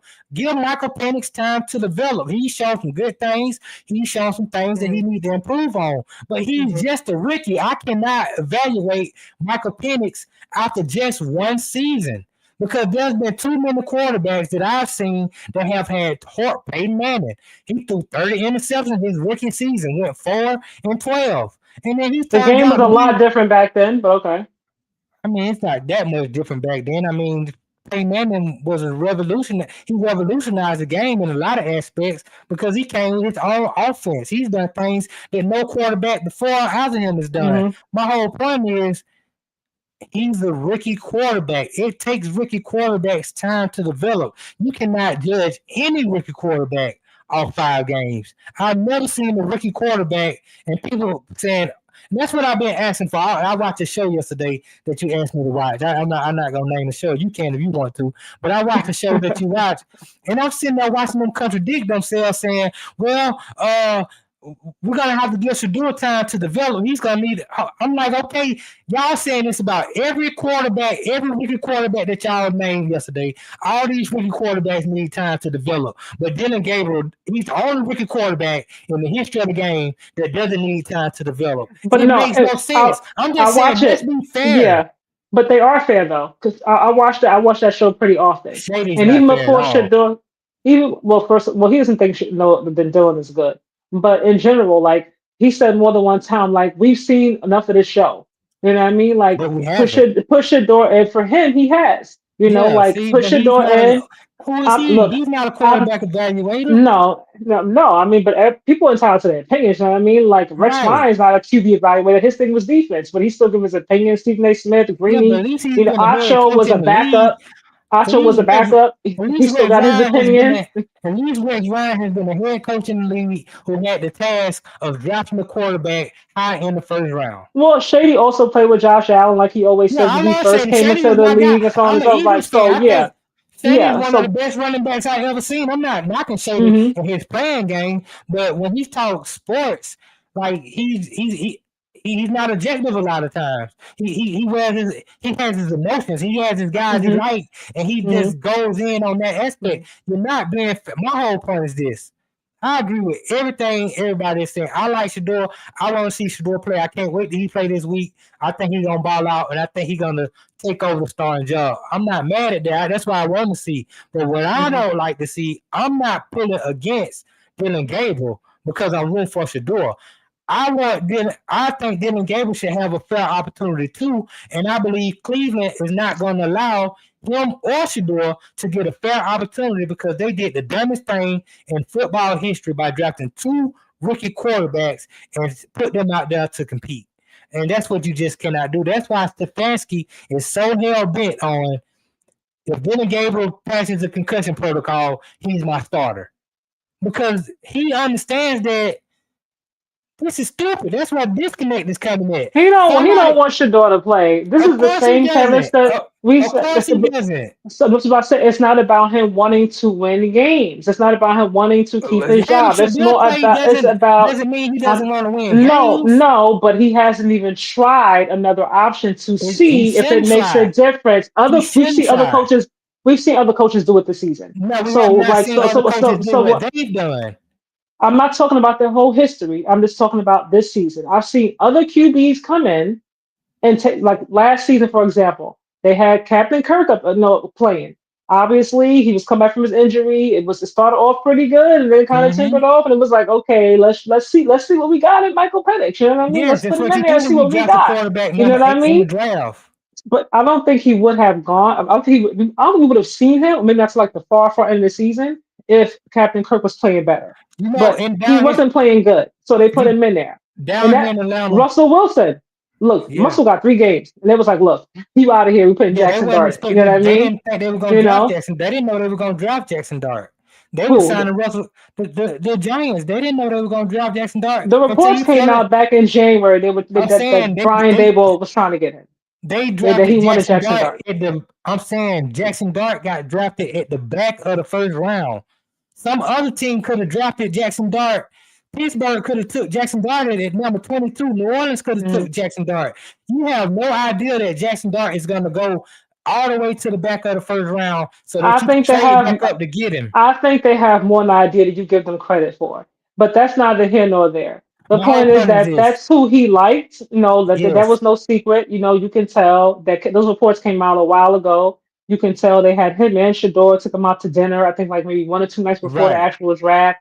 They didn't really talk to me other people, to me the QB, really besides those two. And then they spoke to them more than one time. So you can kind of get an idea of what And he still organizations gave thinking. Russell You know what I Wilson mean? every Um, opportunity to succeed. I'm not saying that But I'm the not saying fans that they came didn't. down on after they went 0-3. The fans were like, and we want Jackson Dart, and he was trying to save his job. And they all got fired because he put the But kid in once harm's again, way. it was still the willingness to try something Yeah, different, because that and was he and he, Russell and, it, Wilson's and he not a got rookie. fired on, and he could have put Jameson in. You know what I Yeah, mean? Jamie's not a Jameson. rookie.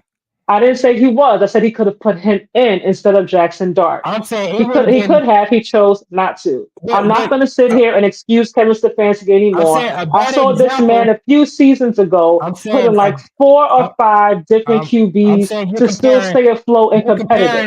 you're comparing apples to oranges.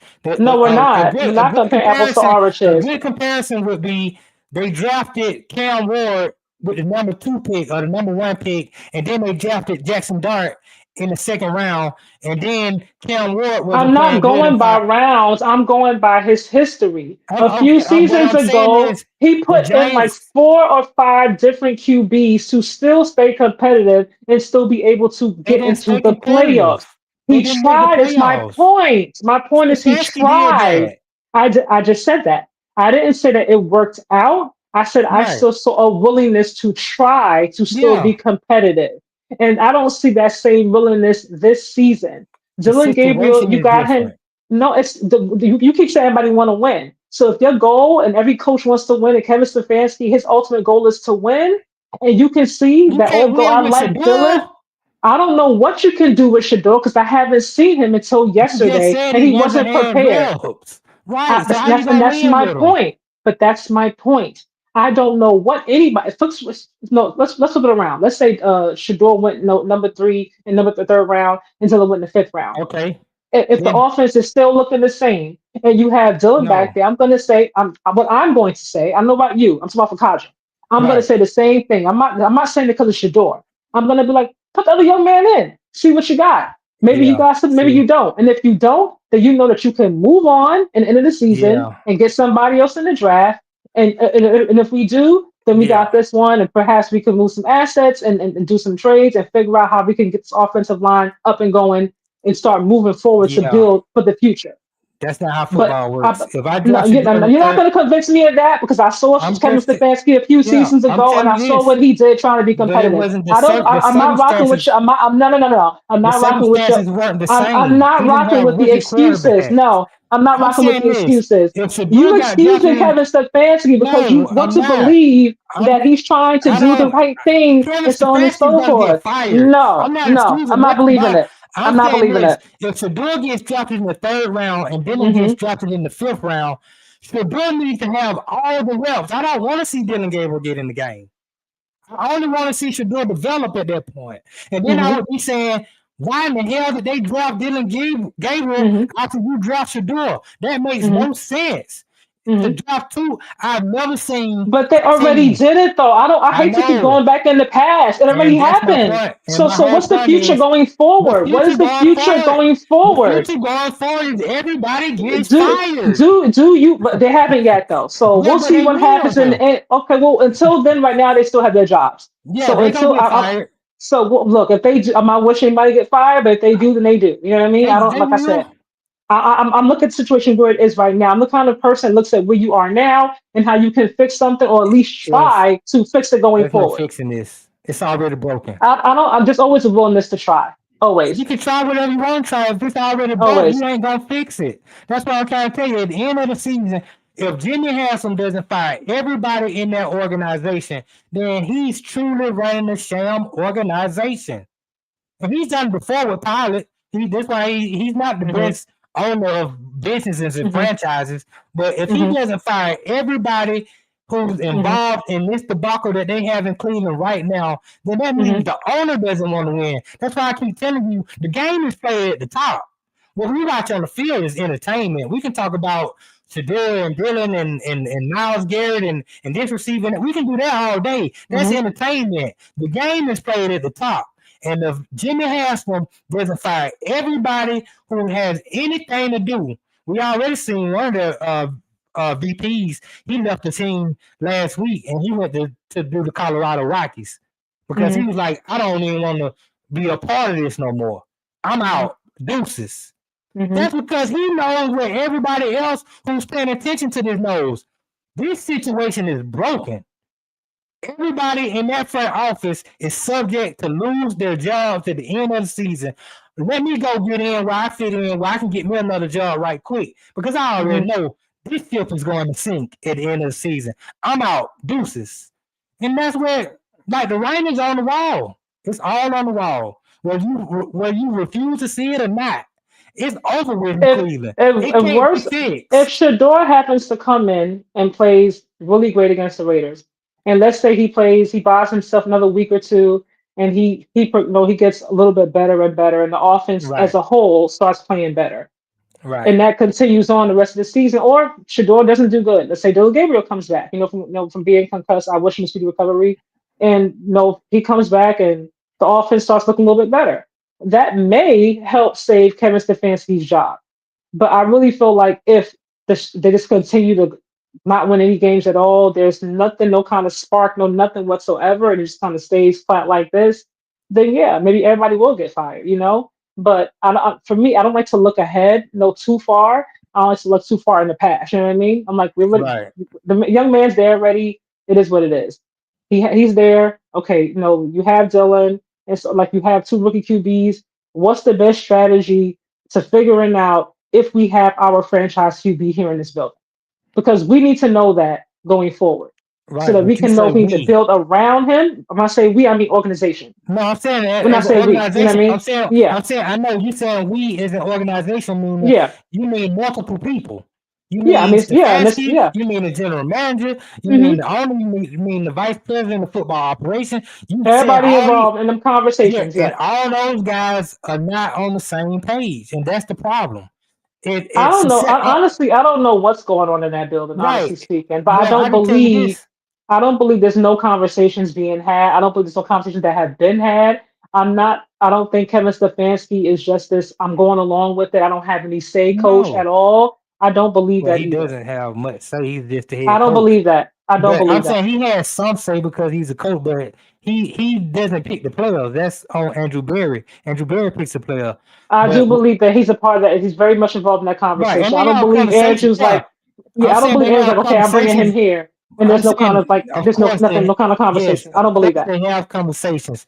But Kevin Stefanski's, when it comes to player personnel, his voice doesn't outweigh Andrew Berry's. No, I didn't say I waited, No, but but I don't believe that his. yeah, he I don't has a believe say that he's so. just like, okay, No, no, whatever you no, think. no, because I don't believe that. he's a two-time NFL coach of the year. He has some say so. But if he I think says he I has don't, more than you give him yes, credit for. but I'm saying if he says I don't want Shedeur, and then Andrew Berry like, yeah, I want him, and the owner wants him, then guess what's gonna happen? They're gonna get Shedeur, regardless of what Kevin Stefanski win and voiced or not. He doesn't get Hmm. the final say so. That just Belichick was a general manager Hmm. and a head coach. He picked the parallels and coached them. My whole Hmm. point is successful organizations are always on the same page at the top.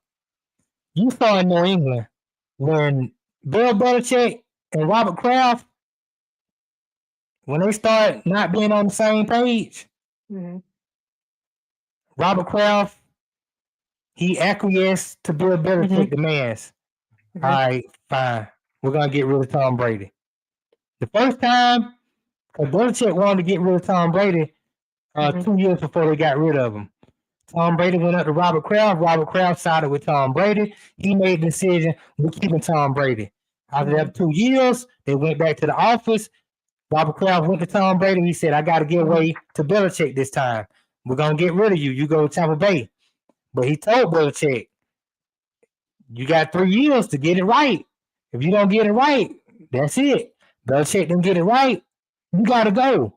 That's how it goes because successful franchises are on the same page throughout the building because the game is played at the top.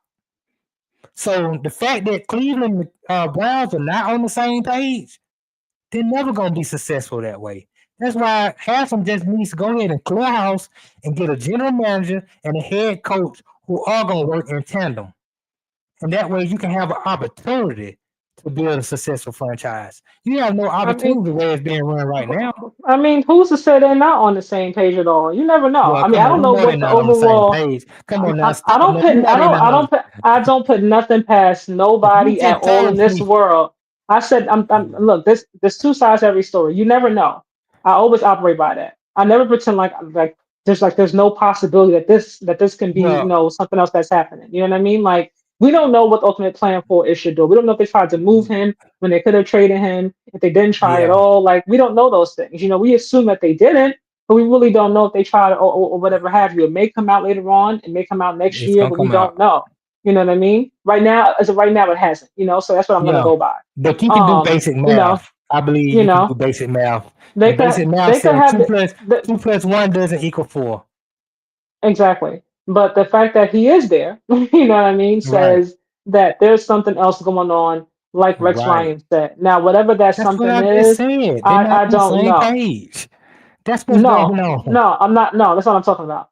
As I'm saying, when I say something else is going on, they could very much have a plan, a reason why they brought Shedeur in that building. They may not have ever been to play football on that team. We really don't know at this point. You know, So you're saying it's a hopefully. possibility that they're all on the same page. They all wanted Dylan Gabriel to come in and give him all the reps, and they was waiting for Dylan Gabriel to get hurt so they can finally put in Shedeur. Maybe Dylan Gabriel didn't even really have a Hmm. concussion. Maybe Hmm. they just said he got a No, I'm concussion not. at Well, halftime. So we saw him fall down and hit his head pretty hard. You know, so I do believe that he's concussed. But there are a million reasons why. For one, you know what I mean, jersey sales. Nobody's really buying Dylan Gabriel's jersey.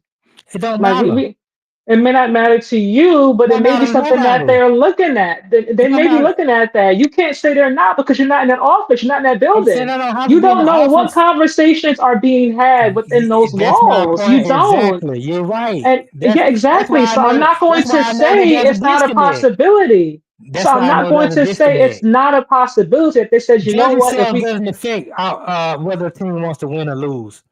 I didn't You say can anything sell out about just them wanting because to win or lose. That's not what I said. You're I putting can words tell in my you right mouth. now. I said what I said was they could be looking at the fact that this is a great marketing tool. They could be. Yeah. We have some great jersey sales. We might keep him here. We might wait till later on because if we move him now, it's going to be a whole shitstorm in the media about them bringing Shador in the fifth round and then trading him later on. Why did you get him? What happened behind closed doors? What's really going on? This look. I don't put nothing past nobody in this world Yeah. at Nobody all. sold more jerseys than Mike Vick, and the Falcons got rid of him. And the fans left. Fans stopped coming to the game because Hmm. nobody wanted them to get rid of Mike Vick. Well, no, Hmm. I say it was split because a lot of white folks were mad at Mike Vick. All the Hmm. black folks was like, no, we want to keep Mike Vick. When they got Hmm. rid of Mike Vick jerseys still sold. They still selling to Hmm. this day. You can't go to a Falcon game and not see a whole bunch of Mike Vick jerseys. But when Hmm. Mike Vick got put out of the team, people stopped going to the game. They were blacking out the games. Nobody wanted to Hmm. go to the game no more because they want to keep Mike Vick. At the end of the day, the NFL jersey sales, that's fine. We want to sell jerseys.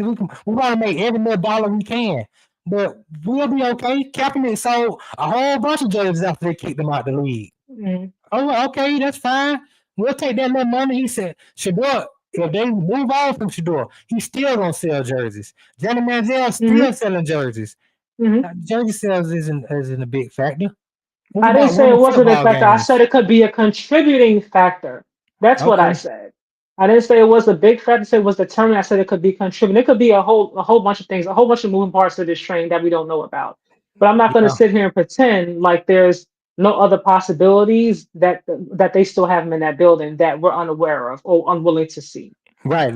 That's why we gotta wait till the story to drop, and we're not gonna get that to the end of the season or maybe even the year after. After And then everybody let's was hope that the fired. story that's dropping is actually a true story. You know what I What mean? Because story is that? you can put out whatever you want to me at the same time. It doesn't necessarily mean it's true. No, I'm saying once everybody is fired and they have the freedom to Hmm. talk, they're gonna talk. They're gonna talk to the reporters. But right now, We'll everybody see. the fire's too hot. So that's why even in New England, we didn't hear about the Belichick and the Tom Brady and the Robert Kraft stuff until it was over with. Then we were like, Hmm. wow, this been happening the whole time. And we're like, Hmm. yeah, this is why they're getting rid of Hmm. Tom Brady. This is why they're breaking up. I'm like, wow, I Hmm. didn't even know all that. I didn't even know Tom Brady and Belichick didn't have a real relationship. I didn't even know they didn't like each other. Hmm. So yeah, we'll be to be continued, you guys. We shall see how this whole thing plays out in the future.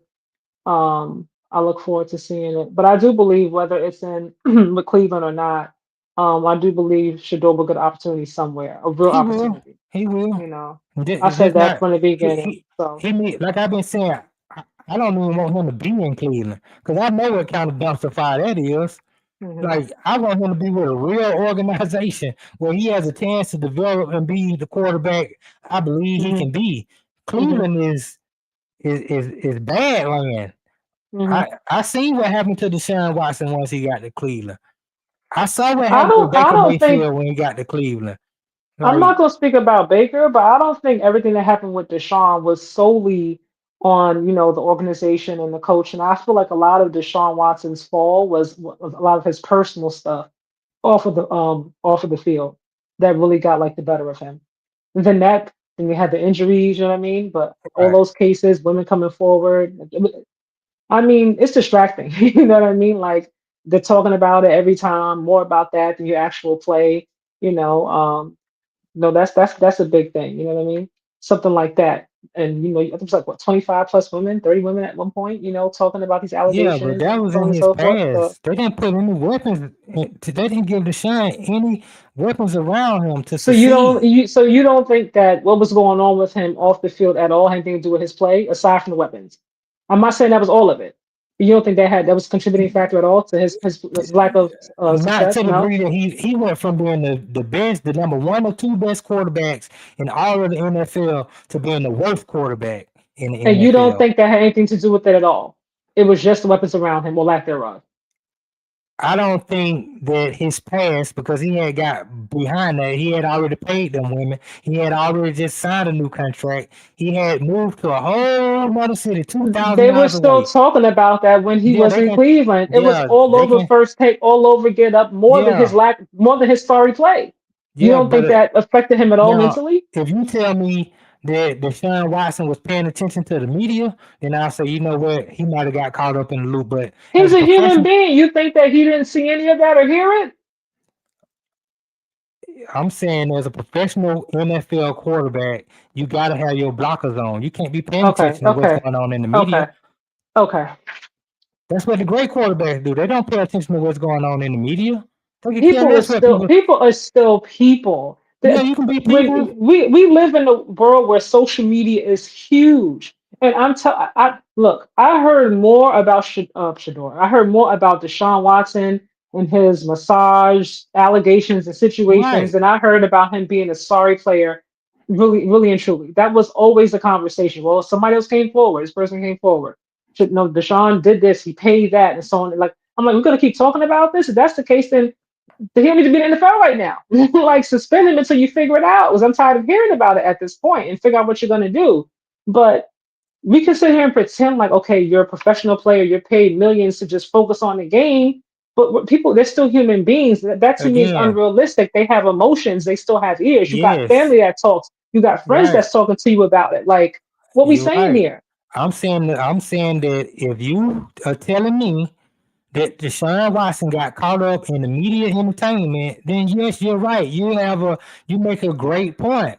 That means he's not what I thought he was, which was a professional quarterback who was serious about being great. Because the great quarterbacks don't care about what's going on outside of that locker room. Those are pretty serious allegations when you have 20 plus women. We're not talking Okay, about just like one little small thing. You go on the paternity court or child support drama. Like those things are pretty serious. Like, right. what are we talking about here? Okay, Professional or not? Come on now. Like, really? I You seen you Ben you. Roethlisberger. I seen Ben Roethlisberger beat two rape charges. They talked about they suspended him. All they were talking Mhm. about was Ben Roethlisberger was a rapist. He went out and won the Super Bowl. And Can social you media was can, not the can, same way it can was you put the then and block? how it is Well, now. I mean, they still had Twitter. They still had Facebook. He came up and it ain't like Ben Roethlisberger played in back in the day. Roethlisberger Mhm. played an all time with social media. That's still with social media. And Mhm. Roethlisberger, you got to be a professional. You got to block that out, and you got to go out there and play football. Yeah, people gonna say, yeah, man, they talk about your rapists, and yeah, oh, okay, whatever. I got a responsibility to the Pittsburgh Steelers to be the best quarterback that I can be. Whatever they say out there, they ain't got nothing to do with me. Mhm. That's how it goes. I don't believe in that. Outside of you getting paid 300 plus million, 400 plus million, your first at Maybe first that was the pressure. Maybe you're a that human. was the pressure he Even if had. let's say that that could be part of it as well. Yeah, 230 million guarantee. At the time the largest amount. You know what I mean? But I do believe that had a part to do with it. Not the only part, obviously. I'm not saying that was solely the only reason why he wasn't successful in Cleveland. A lot of moving parts. But I do believe I don't like when we act as if because these players get paid millions and they live like this crazy 1% lifestyle that they're not still human beings. When you look at Damian Lillard and how he was in Portland, and then when he went to Milwaukee, he was not the same person. Forget player, yes, it's about the person. And then when right, everything happened, he went back to Portland. There was a whole different person again. Like you yeah, could tell, like he was like, oh my god, like I'm happy to be home. Like he just looked like he felt like so, I don't He know didn't what's want the to be word, in Milwaukee. revived. I'm just saying, but Yeah, you would think that okay, be professional. You got paid all this money, and he still did his job. It wasn't like he came and he didn't do his job or didn't show up to the best of his ability because that he still did. But you could still, he's still a person. I think, and I'm looking at him. I'm like, okay, like you could see, like him being there had an effect on him emotionally. You could see it, you know what I mean? Going through a yeah, divorce, everything else he was going through, yeah. because See, Dame, these are still Dame real didn't life want to things. leave. Dame didn't want to leave Portland. When he showed up to Milwaukee that first day, they showed him come out there playing with his two kids. Hmm. He looked so down and depressed. Like, man, I don't want to be here in Milwaukee. They traded me. I didn't want to be here. You know, that's And what they did to I'm just saying him. that just goes that we have to, Deshaun for wanted to me, get out of Houston. we have to humanize these players. They just because Right. they make millions, they're still human beings with emotions. You Yeah, know, they like they are. still go through the same things that we go through. It's just in the public eye on a much grander scale where everybody Right. giving their opinions about it. But they're still people. They are people. But you know, like I said, when Deshaun asked for a trade out of Houston before any of Hmm. the Messiah stuff came out, Hmm. Deshaun Watson told them folks, I don't want to be in Houston no more because he Hmm. had heard the owner say some stuff that seemed like it was love racist or whatnot, and he was like, Hmm. I don't want to be in Houston no more anymore. Trade me. I want out of Houston. I won't play Hmm. no more. And then that's when they conjured up this whole Messiah. Hmm. See, the whole thing was a conspiracy, but that's neither here nor there. Hmm. When he got to Cleveland, he was happy to be out of Houston. They made him the highest paid player in NFL history. He was happy to be in Cleveland. Now, don't get me wrong, you might be right. He might have paid attention to all that other stuff on the outside. And I'm telling you, if he did that, which is possible because he's human, if he did that, he did himself a disservice because great quarterbacks find a way to not pay attention to all that stuff on the outside. And that's what I'm saying. So, you know, he turned out not to be a great quarterback. And Yeah. he set the franchise back 10, maybe 15 years to Well, the point where they got we're gonna this agree to dis debacle right now. With we're him gonna still agree disagree. right, he's still on the franchise. They talking about Deshaun Watson could come back in a few weeks. Like what? Like that's the dumbest thing. Like what are these folks doing? Like this not everybody. Because these folks Hmm. have no clue on how to run a Hmm. football team. Clearly, Well, the history speaks for itself. But moving on, you guys, we've been on here for a little while now. Um, Eagles obviously did defeat the Lions. Final score was 16-9, but there was a very, very controversial call late in the game. How do you feel about that? Do you feel like that affected hey the outcome man, at all? I don't think it'll fit that. Now I will say this: I don't think the call was a good call. I don't like it either. I Hmm. didn't I didn't I didn't say I didn't like the call. I just said I didn't think it was a good call. Hmm. So okay, But so you want to go with we're gonna go with semantics. Okay, I just I didn't like. I think it was good. So how do you feel right, about it? I'm saying I'm pulling for the Eagles, so I'm like, Hmm. all right, yay, Nobody, we no, are no, in. no bias aside. You know what I mean? But Like being but objective. but me being objective, I don't think it was a good call. But even if they don't make the call, I Hmm. still think the Eagles win that football game with the exact same score because Hmm. Detroit was struggling on offense all day, and I've told you a couple times throughout the past couple weeks on this show. Hmm. Right, you just ought to be taking notes when I be telling you stuff because it be true. Jared Hmm. Goff, when you take out the threat of the running game and Hmm. him throwing play action, when you know he's going to pass the ball, he Hmm. struggles. Hmm. He doesn't play well under them type of circumstances. He plays well when Singletary and Gibbs, Sonic and Boom are running the lights out the ball. Then he runs play action. Then he Hmm. throws it over the top to Jameson Williams. St. Ryan's open. Laporta, who's out, who's on injured reserve, he wasn't there yesterday. He's open. He's catching passes.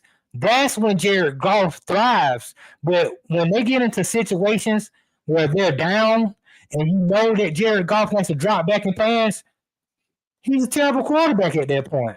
Hmm. And so yesterday it was a situation where the threat of the running game was not there for the Detroit Lions.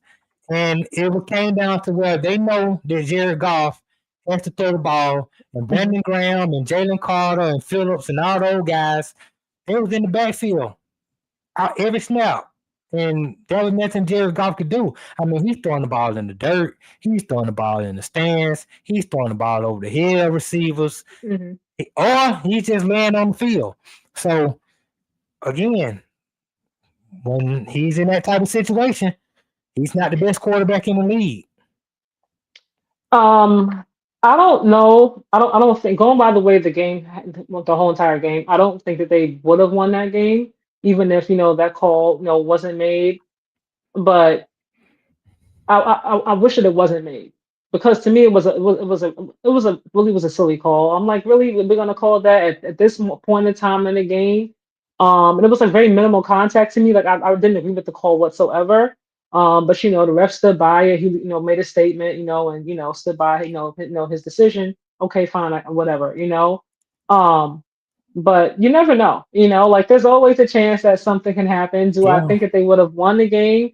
I don't think so because they hadn't had any success pretty much the whole entire game.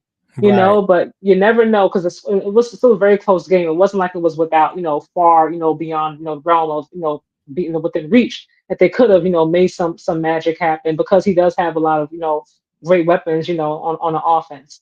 But ultimately, when it comes to Jared Goff, like I said before, I'm like, I don't know what you're gonna get. We saw them in the playoffs, last season, and obviously they were missing a lot of weapons then, a lot of their key players, so you gotta factor that in because that does make a difference.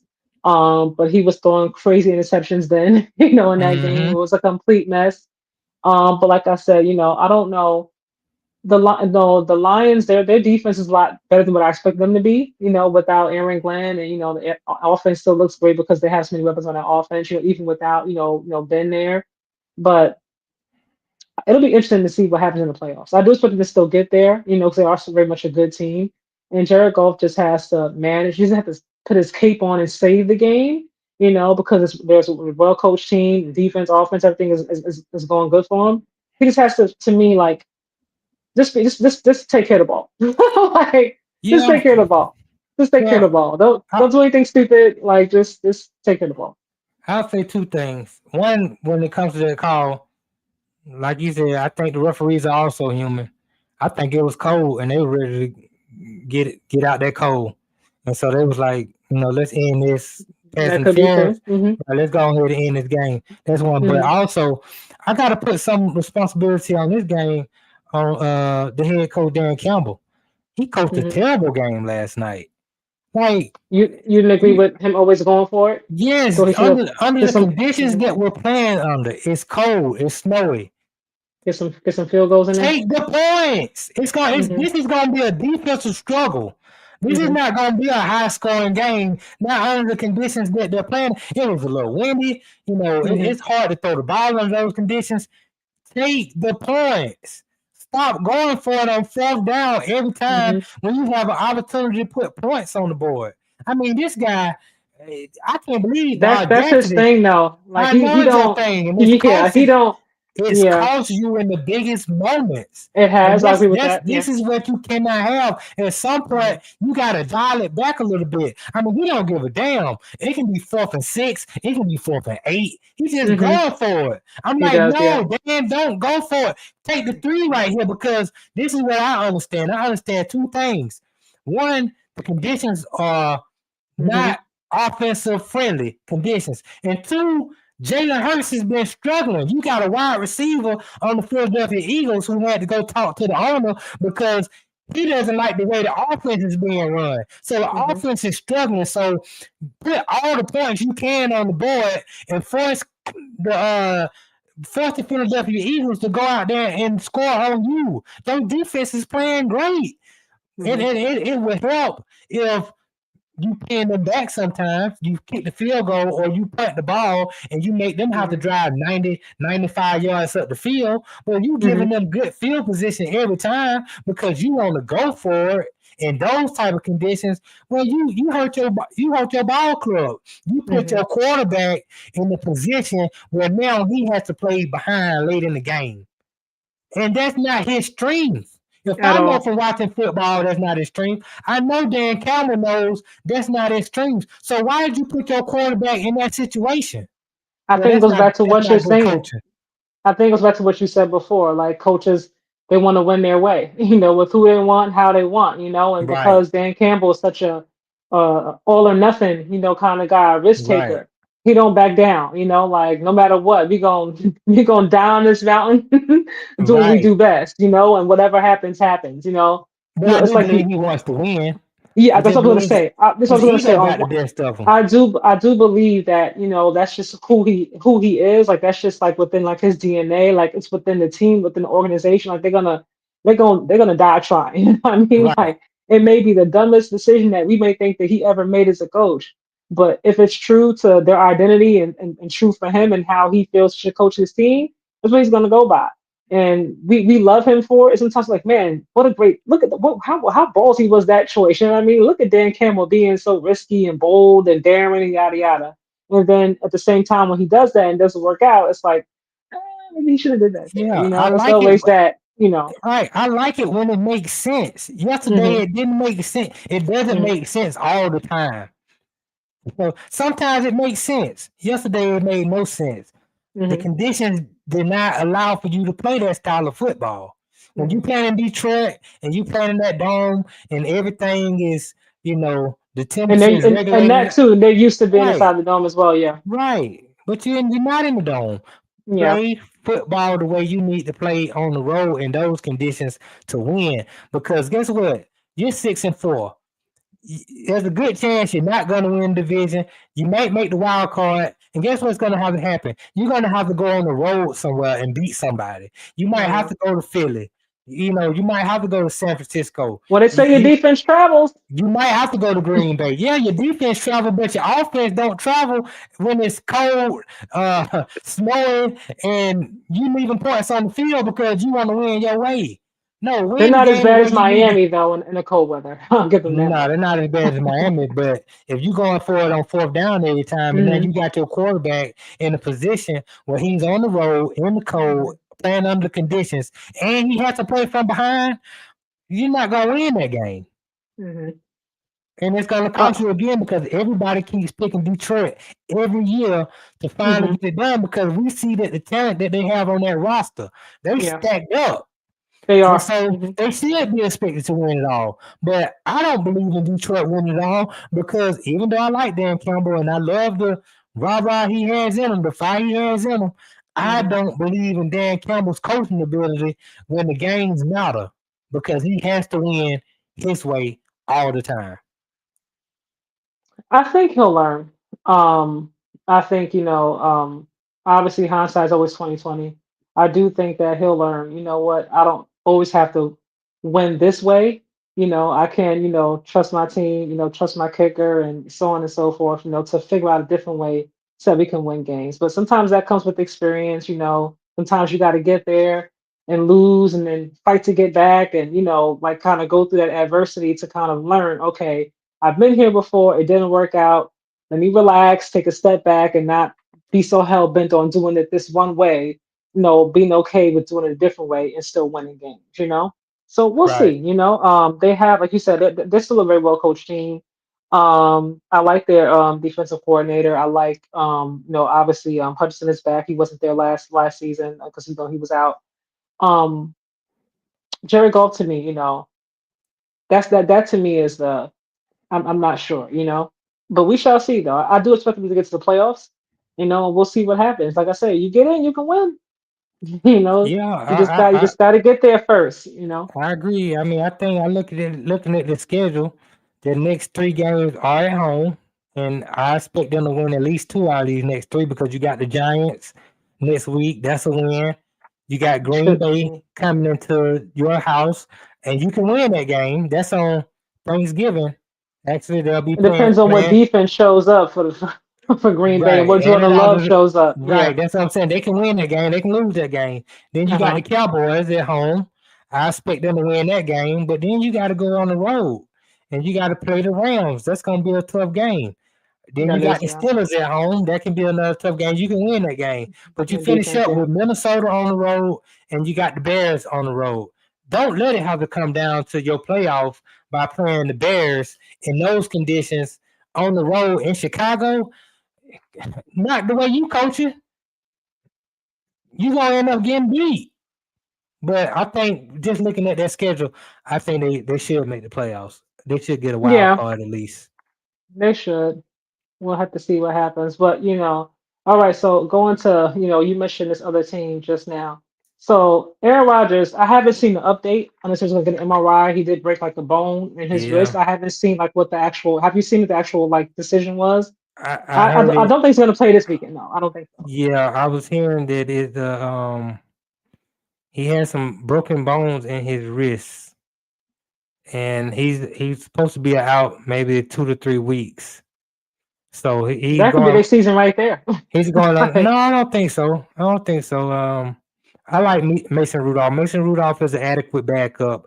He can mhm, come in if you playing 3 games. I think Mason Rudolph can win 2 games. He can go 2-1. If you play 4 games, he'll go 2-2. Um, the man, he's a veteran. He's been in the league a while. He's been mhm, a starting quarterback for some teams before. Um, mhm. I just think Mason. I think Aaron Rodgers isn't necessarily the reason why the Pittsburgh Steelers have been winning. I can agree with They that. they, they win mostly because they're a well coached football team and their defenses definitely as of late have been really good. And I believe the defense travels. They'll be playing Chicago this Mhm, week. They can beat Caleb Williams. Their defense, they can beat. Now they're gonna struggle, but they got Buffalo at home. That could be a game where they struggle in because I don't know if Mason Rudolph will be able to put enough points up, but it all depends on the defense. Then you got Baltimore. That can be another game. But then I think you mhm, can beat the Dolphins. So in the next 4 games, there are easily 2 beatable teams in Chicago and Miami. And you might can sneak a win against either the Ravens or the Bills. So I think Mason Rudolph is a serviceable mhm. quarterback and the way their defense plays, I'm confident in Mason Rudolph's ability to win football games. Considering Aaron Rodgers, this is not like Aaron Rodgers of old, where he's an Mhm. MVP type caliber player. He's a game manager, and Mason Rudolph can manage a game. I mean, between the two of them, even at this stage now, I'm not even going back to like, obviously, his day where he was, doing all his, his MVP caliber things.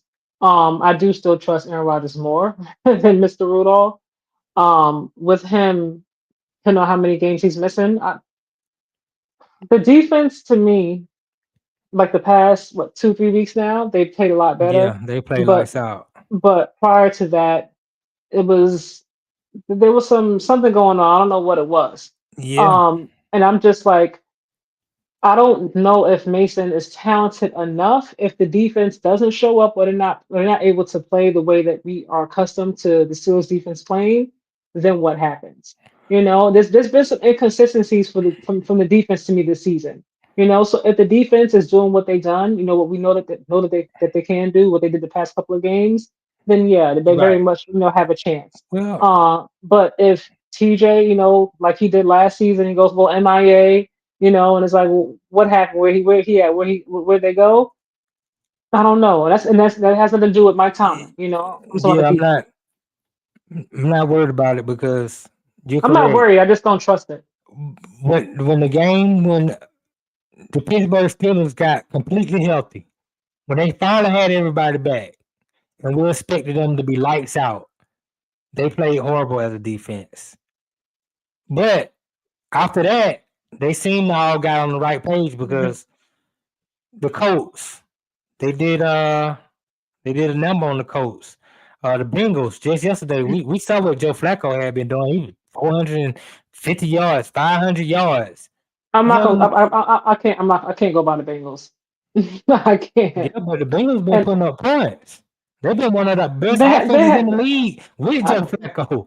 He they got haven't been 500 winning, but yards. he hasn't putting up some points. I'll give you that much. Right, and they kept them to 12 points yesterday. That was huge. I mean, so I mean the defense I'm isn't really good. over there. Before the season started, when they were looking for a starting quarterback, and Hmm. you kept hearing rumors that Aaron Rodgers is going to sign with the Steelers, and they just waiting. Hmm. I was like, why we waiting for Aaron Rodgers for? I'm like, forget waiting for Aaron Rodgers. I was like, we got Mason Rudolph on the roster. Let's run Hmm. Mason Rudolph and let's draft a quarterback in the draft. If Shedeur falls down to 22, let's take Hmm. Shedeur at 22. Let him sit behind Mason Rudolph and develop. And let's run with that. I was totally fine with it. I was confident that they could Hmm. win with Mason Rudolph before they even signed Aaron Rodgers. Okay, Hmm. when they signed Aaron Rodgers, I was like, okay, we got Aaron Rodgers. That's fine too. We can win with Hmm. him too. He's a veteran quarterback. Hopefully, he's totally healed from that Achilles injury that he had suffered 2 years ago. Maybe he'll be a little bit better. All he got to make is 2, 3 plays a game. The defense is Hmm. going to be good. Mike Tomlin is your head coach. You're going to win football games. You're going to make the playoffs. And if you make the playoffs, you have a chance to win. So I'm okay with whoever they got at quarterback as long as they don't have to play Will Howard. Now, you got to throw Will Howard in. The rookie who they did end up drafting in the second or third round. Now I got a problem because now you got to develop Will Howard. He's not going to be Hmm. ready to play right off the bat. I think Will Howard is the future, but I understand that you're going to have to develop Will Howard. He's not ready to Hmm. play right now. Hmm. And so now Will Howard will be, because he just came back last week off the injury, off injury reserve. He's going to be the backup to Mason Rudolph. Lord forbid anything happen to Mason Rudolph. Because if Mason Rudolph goes down, then I don't have the same confidence in Will Howard as I have in Mason Rudolph. Now you're in a Dylan Gabriel type situation where now Hmm. I got to develop this guy and hope that he can not turn the ball over enough times and the defense and special team win us football games every week. And it's not going to Hmm. happen because the schedule is too tough. You know, so much has happened this week. But moving on, I'm gonna say I'm gonna wait to hear like what the verdict is with Aaron Rodgers before I give my opinion. This defense, I know we know what they're capable of. You know what I mean? I'm just the inconsistencies to me. I'm like I don't know. I'm not worried about it. You know what I mean? Because this is not like my team, so I don't have a dog in this race, regardless Right, like no matter what happens. I want everybody to always be healthy. I don't want anybody to have the excuse like, oh, we didn't have our quarterback, we didn't have our star receiver. So we lost. You know what I mean? So right. obviously, I want everybody to be healthy, but I don't trust the defense. You know what I mean? I'm not 100% confident that they're going to show up every single week in and win out, week in and week out. But we'll see. I could be wrong. Hopefully, I am. Yeah, that defense is good. I can trust the They defense are very definitely, good. They are very good. definitely against the Bears. I don't trust Caleb Williams. So but Caleb Williams Hmm. can prove he can prove some things this week. If he can go out there Hmm. and he can slay the Pittsburgh Steelers, then I'm gonna say, you know what? I The mean, nail don't get me polish might wrong. be working. Now I will say he's better this year than he was last year. And I'll give Caleb Williams that. I was not. I'm not. I wasn't out on him because I know he got the tools. He has a good arm and he got good stature. I'm Hmm. out on him because demeanor. But I mean, he's better this year than he was last year, and he's beating the teams that he's supposed to beat. So I'll give him that. Yeah, I mean, that's what you got to beat teams you're supposed to beat, no matter what's going on. You know what I mean? You got to find a way. Got to find a way. Whew, I'm gonna spend. I didn't have this on the list, but I texted to you like after. Actually, I do have it right here. A lot was said about the Chiefs coming into the season. Because the Hmm. Chiefs are the Chiefs, we give them a lot of respect. We give them the benefit of the doubt, and you have to because they've earned that. Right. Um, but I said beginning of the season, after what happened last season, I really feel like that beating that they took from the Eagles had other teams saying, you know what? There's nothing to fear here. Like this is not they're not who we thought they were. We can yes, they're still a good team. Patrick is still Patrick, but we can find a way to beat this team. We saw the Eagles do it, and then we could do Hmm. it too. And I Yeah. feel like that was the start of it because they have not looked the same. And then obviously the conversation was, oh, they don't have Rasheed Rice and like it's every worthy with the shoulder. When I get the weapons back, it's gonna be on and popping, right? Hmm. Weapons are back. and it's still looking a little bit like what's going on. So all that being said, with the way they look this season, with the way everything is, with their current record right now, I believe if they season ended today, they wouldn't make the playoffs. Right. Do you see them making the playoffs? No, this season. If you had to bet, would you put your money on them to make it? I would still bet for them to go to the AFC Championship game at worst. Until I Okay. see Pat Mahomes not in the AFC Championship game, which Hmm. he's been there every year since he's been starting, then yes, look, the Kansas City Chiefs started off the season 0-3. That means over the last 7 games, they're 5-2. Hmm. Okay, I'll accept that. I still think the Chiefs are the team to beat. What happened yesterday was Denver impressed me. I was impressed by the Denver Broncos yesterday. I was like, okay, this time Payton, no matter what people feel about him, this guy's a hell of a coach. And he I got guess. that. Vance Joseph got that defense. Man, that front four, Nick Benito and all them guys, man, they are a problem for any team. The defense, yes, Yeah, I the will say that. defense is a problem for any team. And Bo Hmm. Nix, he just does enough to not ruin the game for the defense. I And don't that, believe in him. yeah, I'm not a Bo Yeah. Nix believer either. But Hmm. yesterday, against a really good Kansas City defense, they found a way to win as a team. They played good complementary football. And I was like, that was the best win that the Broncos have had in the last 2 years. That was the win where I could say, okay, I let me pause a minute. Hmm. Let me give credit where credit is due because I've been hating on the Denver Broncos, not Hmm. believing in them. But yesterday was credible. And the way they played that Hmm. football game, I was like, they're a team to be reckoned with. People better not sleep on the Denver Broncos or you'll get beat. Because man, Hmm. and Patrick Surtain ain't even there. When he comes back, oh my god, that's gonna even be even worse. Yeah, they're a real threat in the AFC. And when I say a real threat, they're a real threat to go all the way. I'm not I picking them, trust. but they're a real threat to go all the way. I trust their defense, but for me, this fourth quarter magic that Bo Nix has been turning on and able to pull off, in these clutch wins, I don't know if I trust that. I do trust the defense. I do believe that no matter who they're playing, where they're playing, at home, on the road, the defense is going to show up. Like they've been consistent. Like they're going to do what they need to do. Bo Nix, I don't trust this. I don't trust that. And he is the QB of that, though, of that franchise. Yeah, Is he talented? Yes. Has he been clutch? That he has. Been big moments, in the playoffs where the level of intensity is dialed up. I don't know if they get behind like they have in a few games, like against the Giants, for example. They're gonna be able to turn it on, or is he gonna be able to turn it on specifically in offense to just keep making play after play after play after play after play to get back and win the game. I don't know if I trust that, but I do believe in that defense. well, I would say Even this. even without liking Sean Payton, I do believe in defense. Yeah, I can't sit here and say that on one hand, even though the Eagles have been terrible on offense and Jalen Hurt has Hmm. been playing way below average, Hmm. but they found a way to win games. And the defense is playing lights out. Hmm. And I still believe Philly Hmm. will end up going to the Super Bowl. I can't sit here and say that on one hand and then look at Denver, who honestly they're playing just as good, if not better than Philly.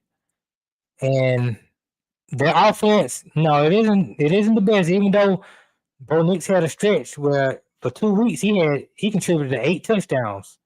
He was playing phenomenal, and still he'll have a game like he had yesterday where it's just okay, it's just enough. Hmm. But it's enough against a team in the Kansas City Chiefs that has a really good defense, and with Chris Jones anchoring that defensive line. Chris Jones has not looked the same this season. Well, he's looked decent to me. I mean, yeah, he's not necessarily Decent, getting. yes, but not the same. To me, the defense hasn't looked the same. I think the defense looked a lot better last season than it has this season. Well, I think I got to give the Kansas City Chiefs defense more credit for them winning these 5 games than the offense. The defense has been looking better than the offense, in my opinion. Yeah, the offense had a couple good weeks. I think they played Hmm. Detroit. They put up some good numbers, and they played Hmm. another team. They put up some good numbers. But even in those games where they put up good numbers, the defense played stellar. Um,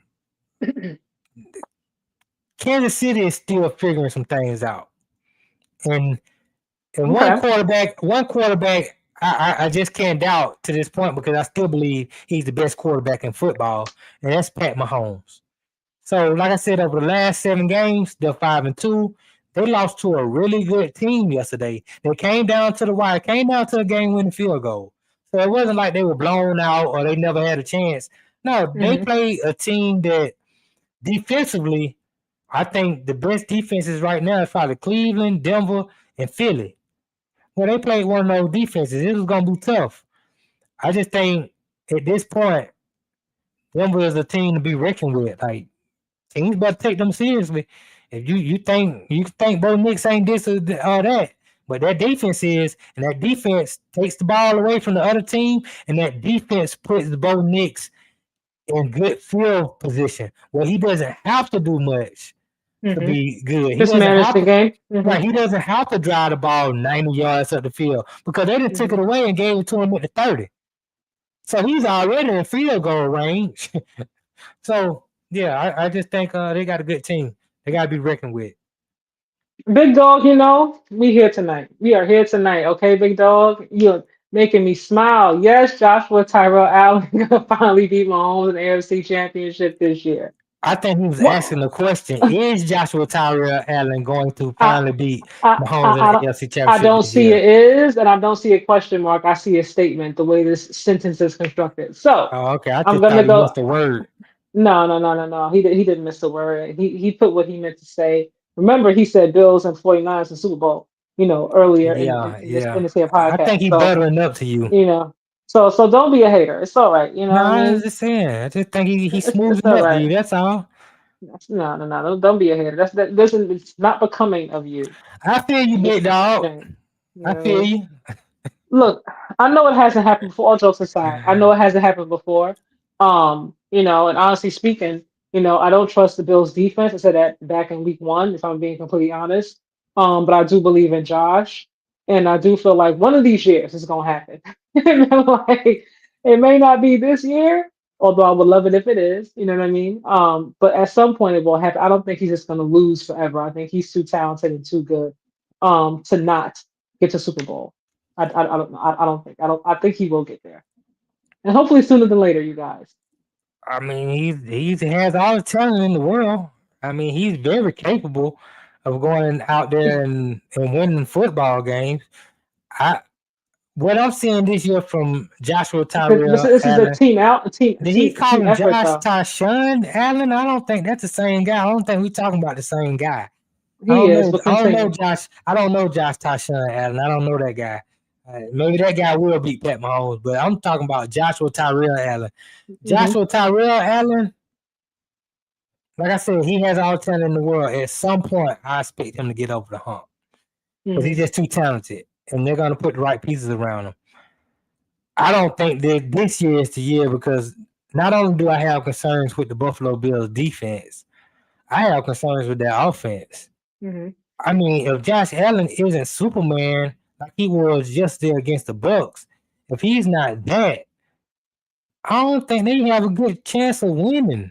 They don't have enough weapons. I mean, I seen they brought Gabe Davis back. They done signed me Cole Hartman. The Keon Coleman kid, he can't get to the meetings on time. We got to suspend Hmm. him. He's not getting it. Just too much on him and James Cook's shoulder. Dalton Kincaid is out. I said that last year. Like It's they, just and, they need something else, and and they're like a piece or two away. right. And because of all those things are happening, I'm seeing Josh make some terrible plays on offense. He's almost reverting back to the old Josh, and he's putting the ball in harm's way. And if it comes playoff time when the competition gets stiff, Hmm. pause, and you really have to go out there and play a perfect game. Well, turnovers are a premium.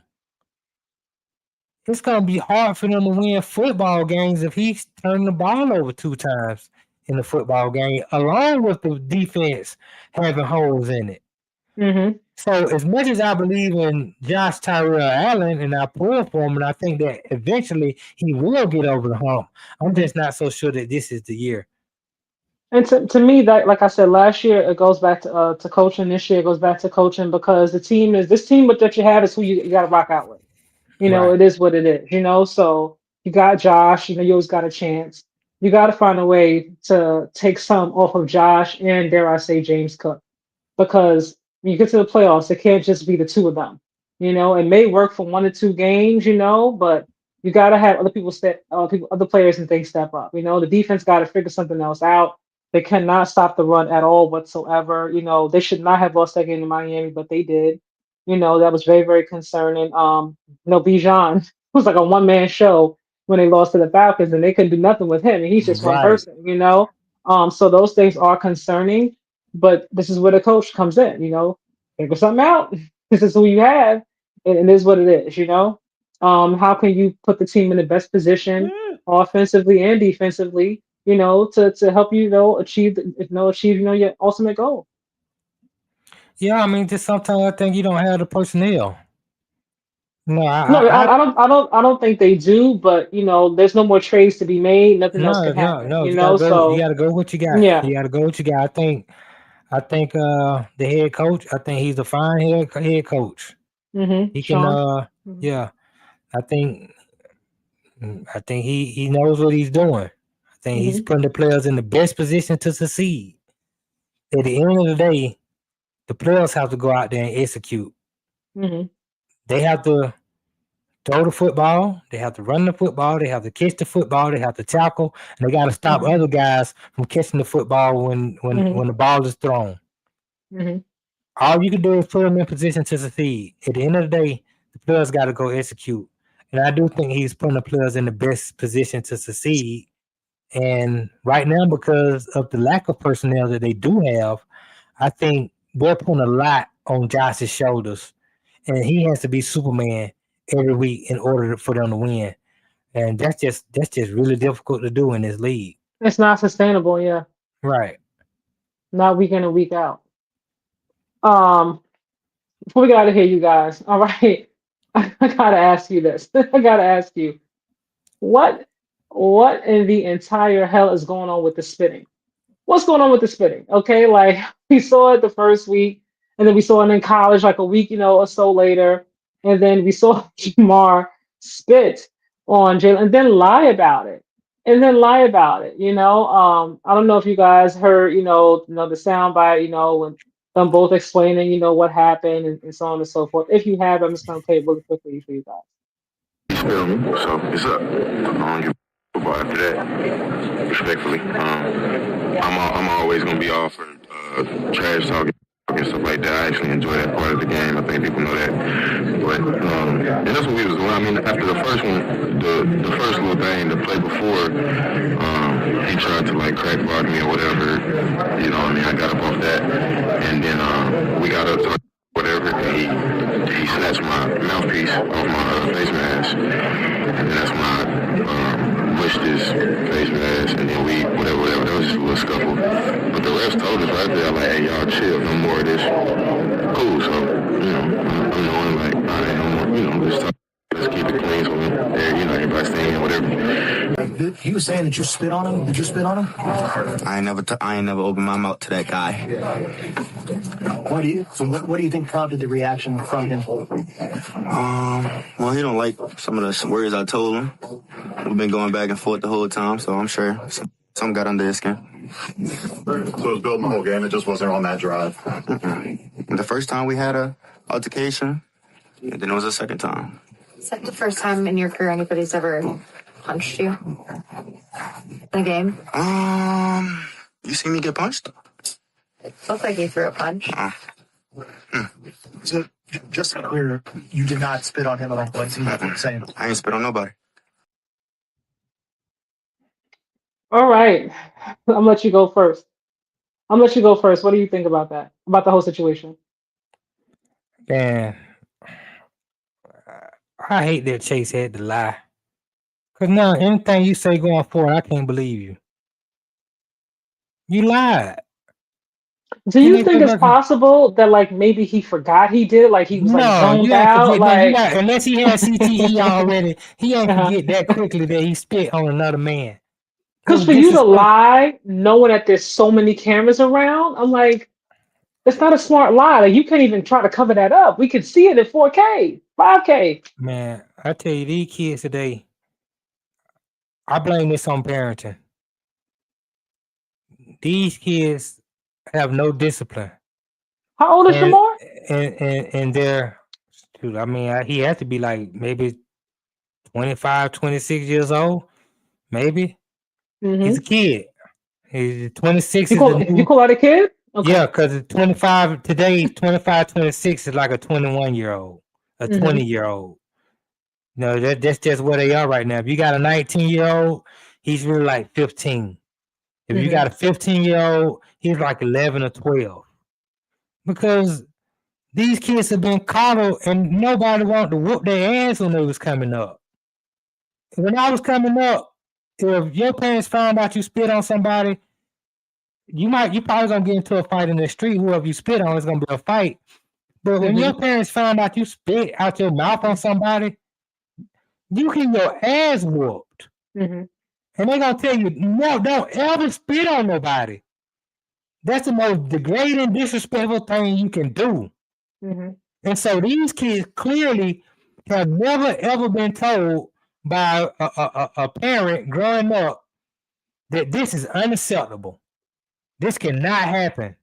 And if you do spit on somebody, be expected to get punched in the face. Mm-hmm. Or when you spit on them, right after you spit on them, go ahead and square up. Now it was embarrassing. Then to go on top of that and lie. And I like Chase, but Mm-hmm. I can't believe going forward.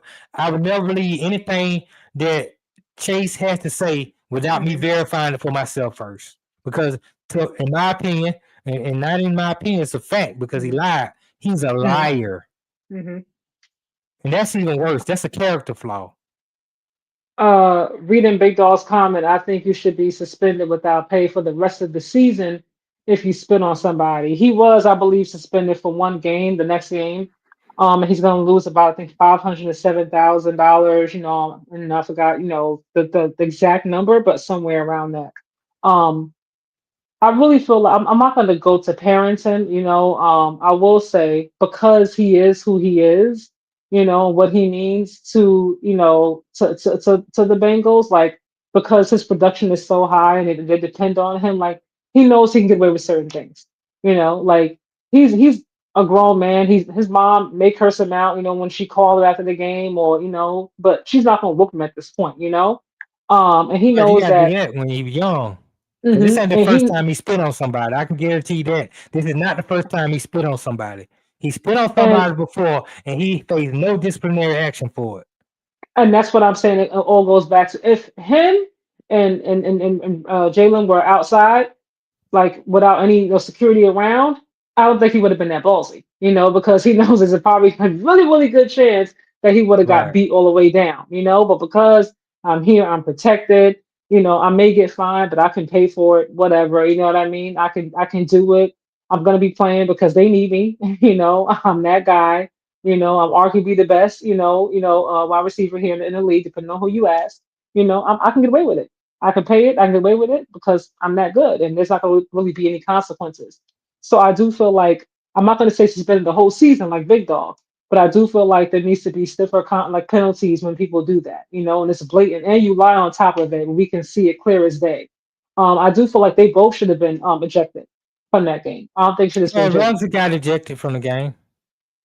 No, I said I thought they both should have been. Like I Oh know yeah, that yeah, yeah, I knew yeah. that he threw no, he's throwing the punches or whatever but you spit on him. Like both They of you didn't out of know. here. They didn't know Jamal spit on him until after the game. I And think if they had yeah, known, I think if they had hmm known he spit on them during the game, I think they hmm both would have been ejected. But it came back to when they pulled the tape out. It was like, hmm oh, you spit on them. Okay, yeah, you got to go, and you lied. Like, yeah, you're correct about all the things you just said about, you know, he can afford it and he's got the talent and all that. But at the end of the day, he did damage to his reputation. He did damage hmm to that name that's on the back of his jersey, which is supposed to represent his family. And that's what you don't want to do. I mean, I hate it These for are that, and he had to do that, but it they're is what so it entitled. These players are entitled now. right. And Like, you lied on top of that. No, no, hmm don't get me wrong. You making $8 million a year or whatever. You got this hmm big contract. A lot of people are gonna forgive you and allow you to get away. And they still might say hmm it's okay. Forget it. You spit on so what? But that's just a terrible look. I mean, he should I be did. ashamed of himself. I didn't see it, but my son swears up and down that on the play previously that Jalen tried to like take his knee out, and that's why he did what he did. I don't care what he tried to do. He did it. Did Well, you he see that? I didn't see it, but did you happen to see that? no. I mean, they were going at it the whole game. I mean, Yeah. Chase tried to take Ramsey's knee out. I mean, they were. I don't care what you do, as long as in the middle of them lines, have at it. Do what you gotta do. It's up to the referee to throw the penalty or not throw the penalty. Whatever you want to fight in hmm between. Don't spit on the guy. Yeah, I don't agree with the spitting at all. I think it's very, very disgusting.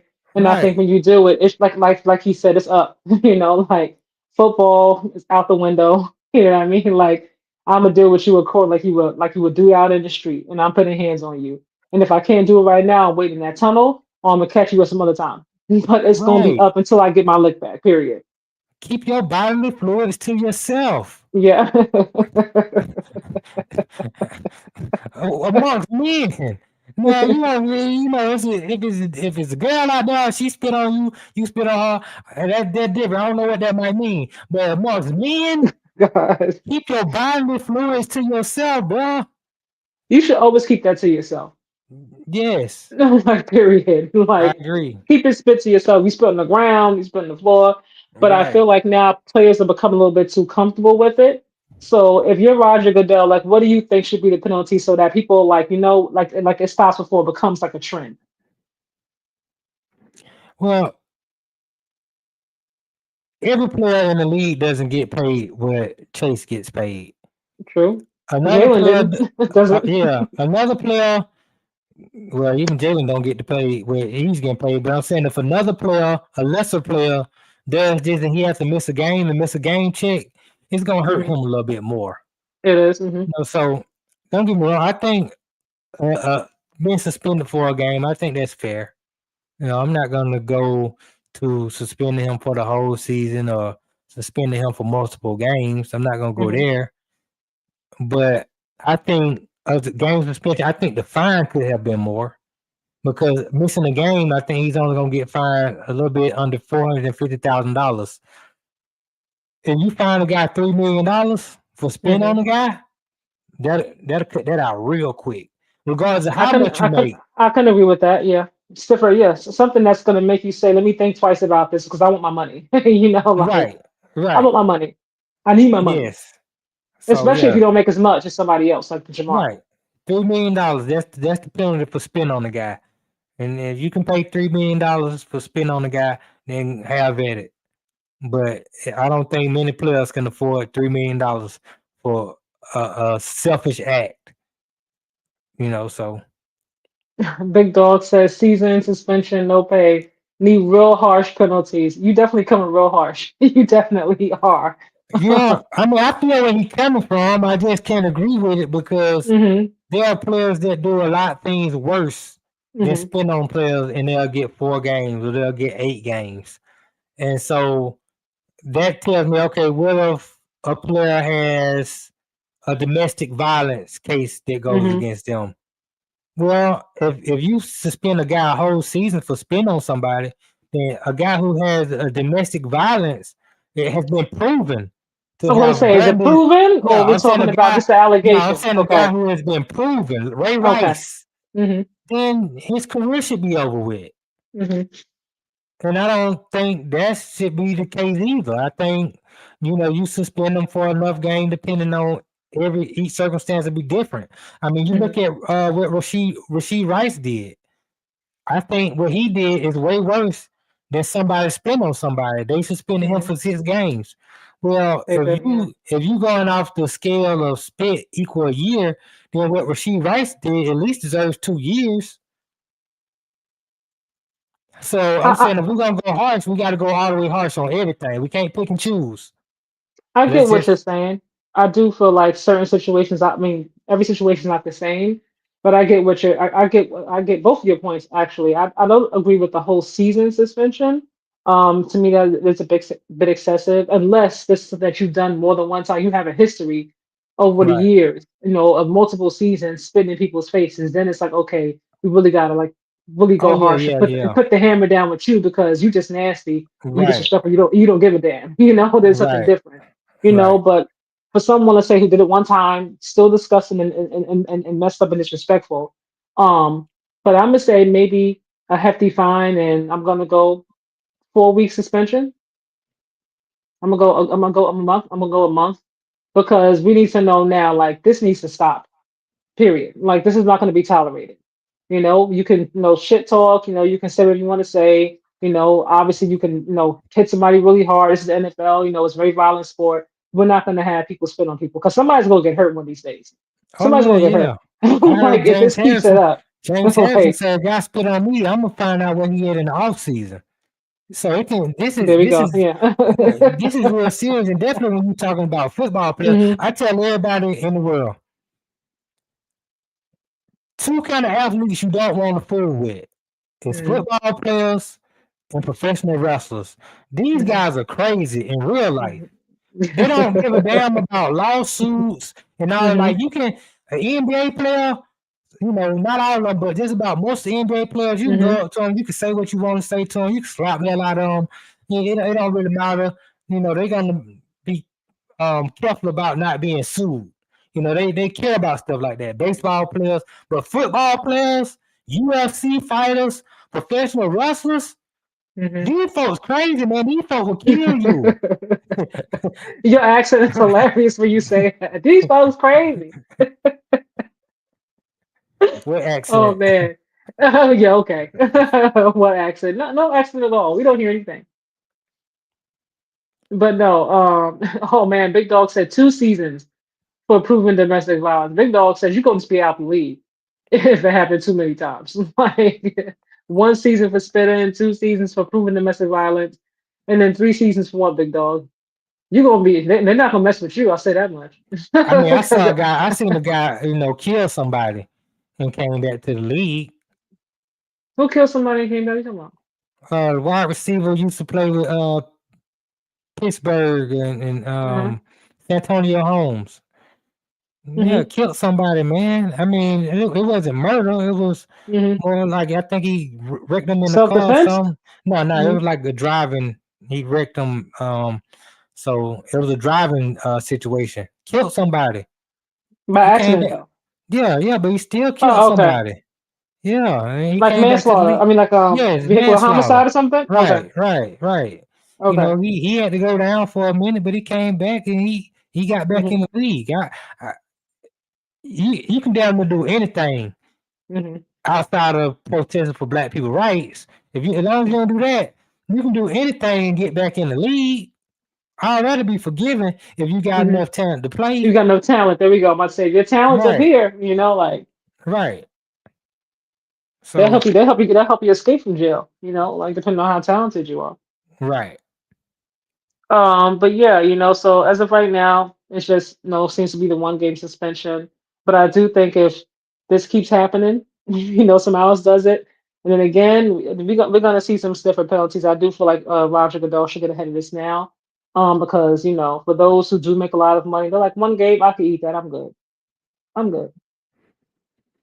And looking at Jamar, I just really, I don't like Jamar. He's so talented, but I just really felt like he had no remorse at all. He's like, I didn't do that. Is that what you I'm saw? No. I'm I mean, like, disappointed at I was Jamar. like, really? I'm like, come on, Jamar. Like what are we doing? Um, as they said, when emotion is high, logic is low. So Yeah, I'm you down know. on Jamar. I'm not a fan of Jamar no more. Not even because Oh, he spit on okay. the guy.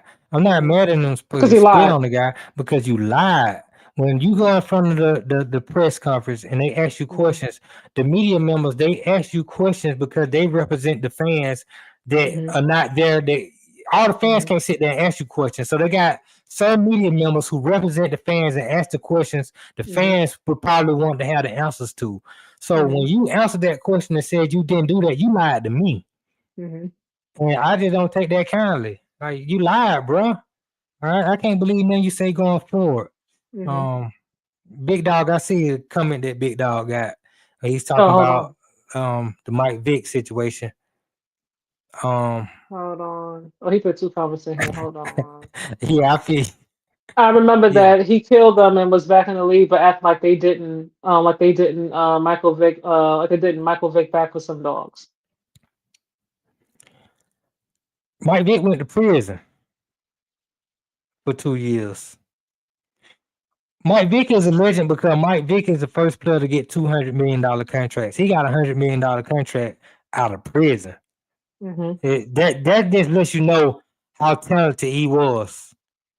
He's probably the most talented quarterback I've ever seen, just talent wise. Now he didn't have the work That was ethic. Aaron Rodgers, really? No, I mean when you just talk about throwing the football, I could say Aaron Rodgers. Just he's arguably the best thrower of the football, and that's Hmm. arguable. But when it just comes to all around throwing the All football, of it. running, Okay. Running. Okay. excitement, Hmm. Mike Vick was it. Now Mike Vick again, was it. he wasn't the most disciplined football player. He wasn't the Hmm. brightest football player. But what he did to them dogs was inhumane. Yeah. I remember Now, when that happened. I at the time I was one who was like, he doesn't deserve to do two Hmm. years in prison for killing dogs because at that time I'm from the South, and in the South, dog fighting was something that was prevalent. Like people fight dogs all the time. I never saw it as you know um out of bounds. Like Hmm. people in the neighborhood fight dogs. White folks, they get dogs, they train them up, they fight dogs.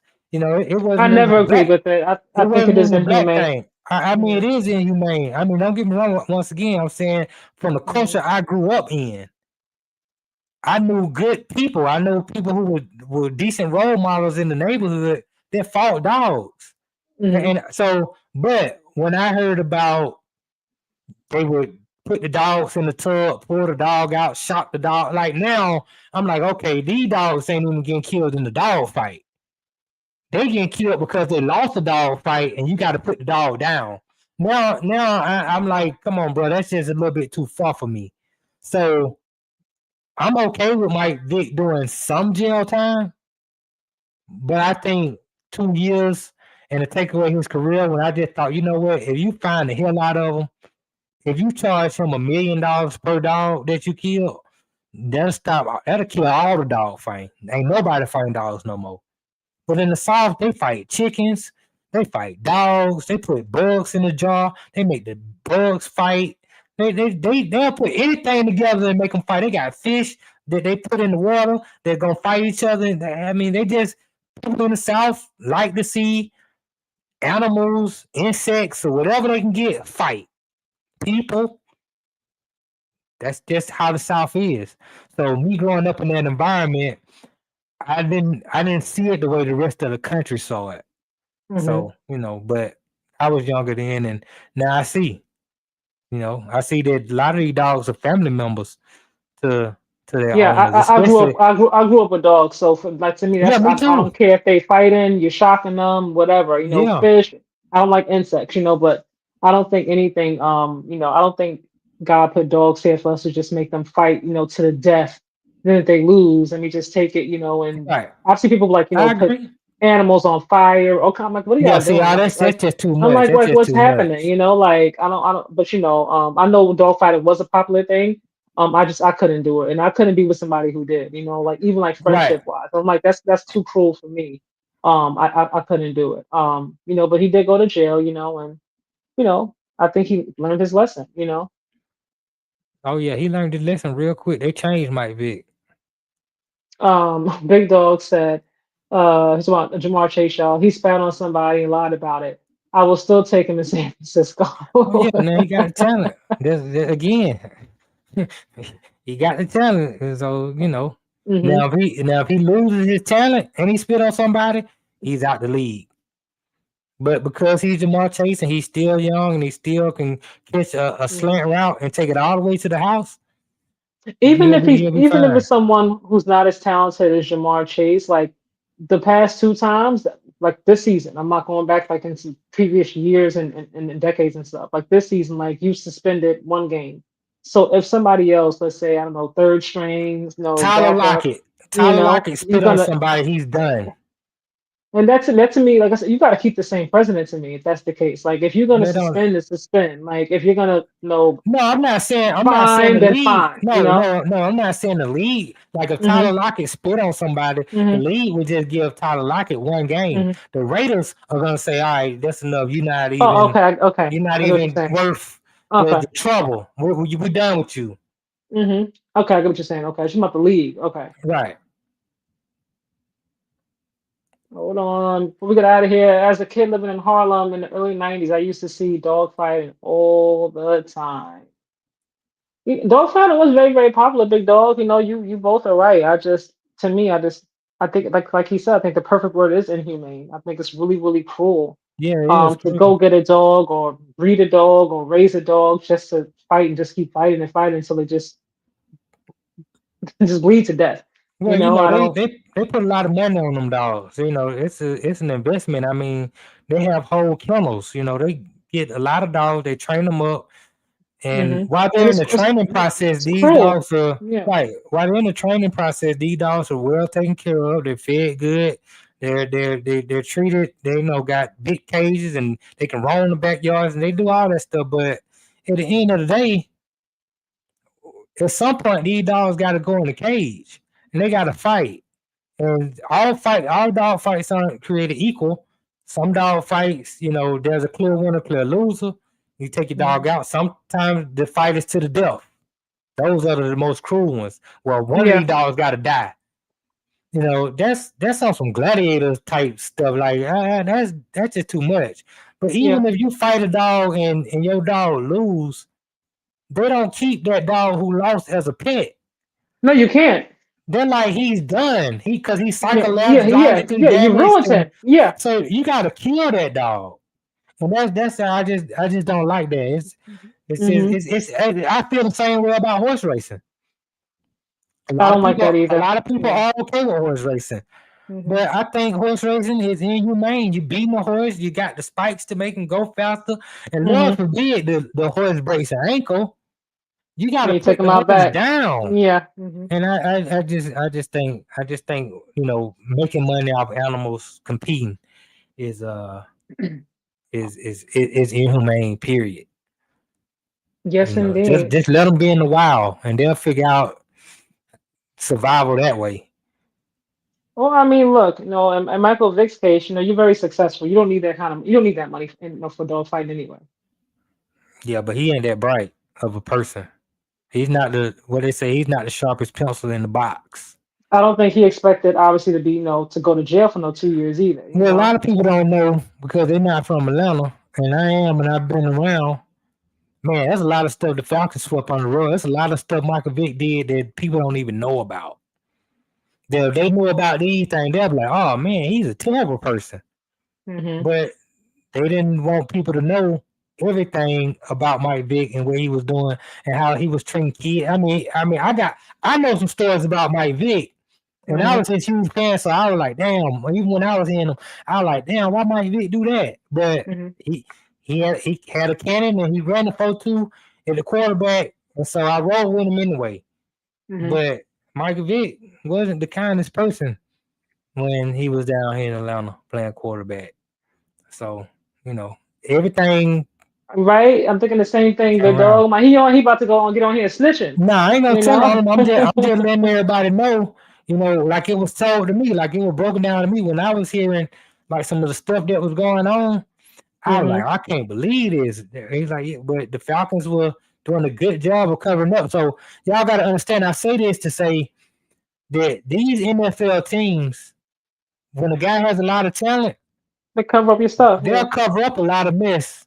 And when they done with you, Hmm. all your mess somehow everything you do start to come out. When they ready to get rid of you, and they need the fans to be on their side and support them and say, "Oh, that's why they got rid of them."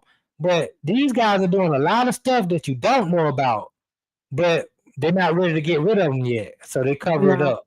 So No, you are undeniable. They put up with a lot. Then the men that you're not, or they can get somebody else in there that's just as right, talented, and it's like, okay, right. you can get on up out of here.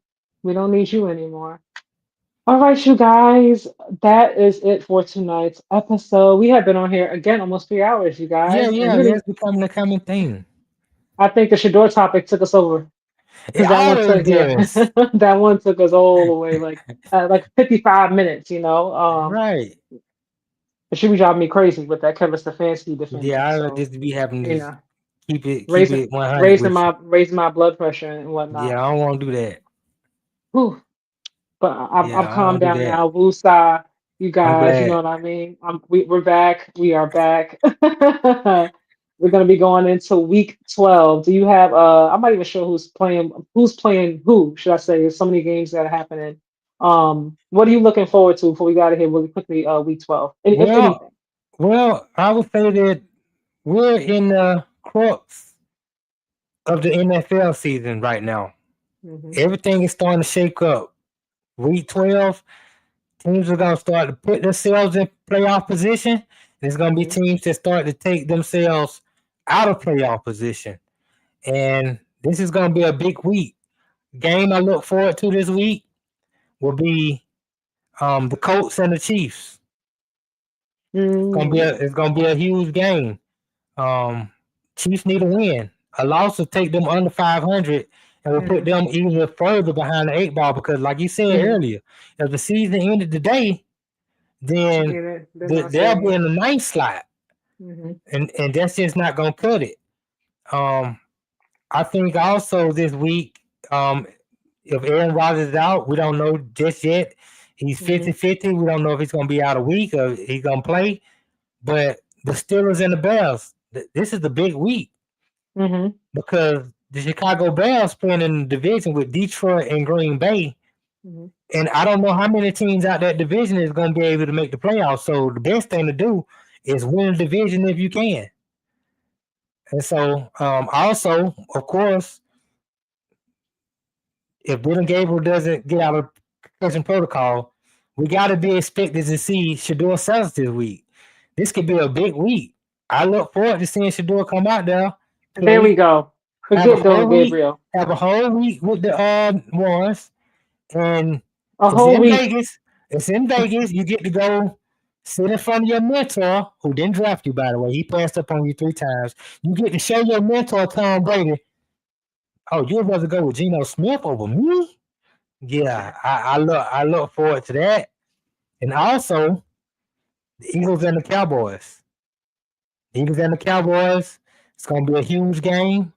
We're gonna see Hopefully that so, right? we're gonna see if the Cowboys are for real or if Hmm. they're as fraudulent as I believe them to be. And last, for Big Dog, you get to see a Bryce Young who's been playing exceptionally well this year. He's traveling to your spot down there in Oakland, down there in San Francisco, should I say, to play them 49ers. Is Bryce Young a franchise quarterback or is he not a franchise quarterback? This is a big game because it also it will put it has the potential of making this a Hmm. real race in the NFC South between the Bucks and the Panthers because the Bucks have a huge game. They also got to travel to the West Coast this week to play the Rams. Hmm. And if the Rams beat the Bucks and the Panthers can beat the 49ers, the Panthers got a legitimate shot of winning that division and making it to the playoffs for the first time in Bryce Young's career. So once again, week 12, man, the storylines that we're gonna be talking about next week are gonna be out of this world, Yep, potentially. I'll be here live, y'all, for Shador's game. Tell you that right now. I will be on live for that game. I came on live yesterday for Shador. I know you You took your know, wrap off and everything. I had my bonnet on, y'all. I was, The laying down, audacity. relaxing, watching the game, and then now he texted me like Shador's playing. I was like, right now, Right. right now. And I was like, Exactly. okay, I gotta find it. Ooh. I was like going through, like trying to Exactly. find it, and I finally found. I had to watch it on YouTube first, and I finally found it on my TV, and I was like, yes, here we go. And I had to hop on here and give it a shot. So I'm excited to see Right. Shador play. I'm just excited he has opportunity. Like even if they don't keep him, they move on from him. I'm just happy that he's finally get a chance to to play, live out his dreams. So See, you let's just go. want to see him play. I want to see him play well. I want to see him succeed, but he has the opportunity first. We got to start with that. Like we got to start with that part first. So he has an opportunity. Right now they're saying that he's going to be the starting QB. So that means that he should be getting, his first team reps. And I do pray that, I'm look, it's 1 week, you know what I mean, compared to, if we're going comparison, Dylan Gabriel's had multiple weeks, months, so on and so forth. He don't have all that, This is what he has.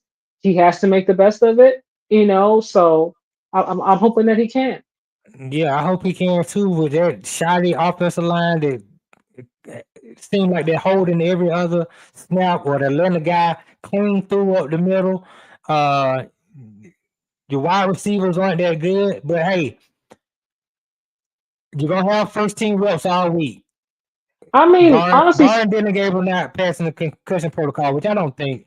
I don't think even if Gabriel do pass the concussion protocol, I think they're going with Shedeur. Either way it go, which is good. Okay, fine. He gonna have all the reps. I want to see him go ball out. I don't want to see him like mhm, he was yesterday because if he does that, then it's gonna go with everything I've been saying. Why I don't want him to play with the Cleveland Browns because this mhm. organization is trash, and I I don't want got him to be gonna in the say, trash can.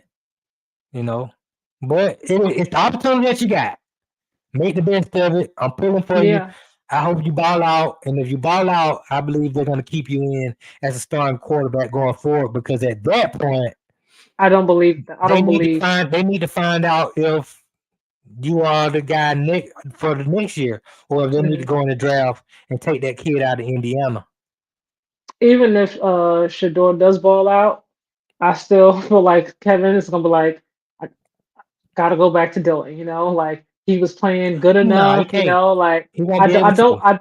No matter how this goes, I really don't see it. Look, would I be happy if Shador balls out and he wins the starting QB job? Of course I will. I'm not gonna pretend like I'm Yeah, not. if he balls out, But he gonna win it. I don't see him going back though. I don't. It We'll won't see be what in, happens. it won't be in Kevin Stefanski's hand if he balls out. It's gonna go up. It's gonna be above his pay grade at that point. We shall see. I'm not holding my breath. I'll say that much. Big dog, leave me alone. Kaja asked me, was I watching the Browns? I did when you joined because 49ers was over. What was the score at that point, Big dog? It was 44-22 with like 10 seconds left. There was no way they're going to make a comeback in 10 seconds. You might as well hop on over and watch 12 be legendary. Why not? Yeah, but that didn't happen. Be a part of the movement, big dog. Come on now, be a part of the movement. Yeah, that wasn't no movement to be a part of yesterday. Look, I'm not gonna shit on Shador because there was still if that ball is catching the end zone and he happened to drop it, all right, this game is going to overtime. It was a You good know, defensive so play. I mean, it was a good throw, but it was also a good defensive play by Marlon Humphrey. He got his no, hand in there. I'm talking about Shador's part of it though. Like I'm Oh not yeah, talking yeah, about he the threw a defensive good side of it. ball, but the So defense played good. if that ball is not dropped, that is a touchdown, and we're having a different conversation. Then it would be, Yeah. well, Shador didn't win the game. It was the defense that won them the game. Now, It if would he would still have be scored that something touchdown, that would have regardless. been great because that means he would have Yeah, put it the would have points on been, the but board. we know that the haters would have still found something to say. It would have been like, oh well, they didn't know they weren't winning. The defense, Miles Garrett had this many sacks on and so forth. It would have still been somebody who No, found that something would to have say tied the regardless. game up. You can't say nothing if a man throw a touchdown that You ties may the not game say up. anything, but we don't. We know how people are on social media and haters, and somebody would have still found something to say. Now, if they would have won, because they would have went to overtime, and then Cleveland had a chance to win. Let's say the man catches that touchdown. They go to overtime. Cleveland kicks a field goal to win the game. He's a hero. He's everything that we thought he was at that point. But when it didn't happen, then he put 0 points up on the board and he 4 for 16 with one pick. Then it's like, okay, now you get a naysayers. And I told you this. I said, if he comes in and he doesn't play well, it doesn't matter about the circumstances. The naysayers are going to say that he's not good enough. And that's not true. They're gonna The say that truth is, regardless. the truth is, the Cleveland Browns put him in a bad spot. I mean, don't get me wrong, he has to take some accountability for his play, but he's not totally responsible for not playing well yesterday. Mark my words. They win this game, and I really pray that they do. It's going to be, well, the Raiders are a bum team. Let's see him go out and win against Yeah, us you this got to Sunday. beat the Raiders. I'm sorry, That's you gotta ball I'm out against the saying I'm Raiders. saying if he does though, that's going to be the statement. Well, he only beat he only beat the Raiders. They only Yeah, won 2 games. but That's yeah, going to rookie be it's though. always gonna rookie it's Shedeur. Yeah, Like but you they're got. gonna find something to say. You But may it's not personally, but the but they're truth of gonna the find matter something to is, say. you're right. The truth of the matter is, y'all gonna have somebody that say, but he has more people that are pulling for him and room for him. Like Dylan Gabriel has way more haters than Shador. It's not even close. I don't think Like so. people hate Dylan Gabriel. Like these people almost like they want to see Dylan Gabriel die.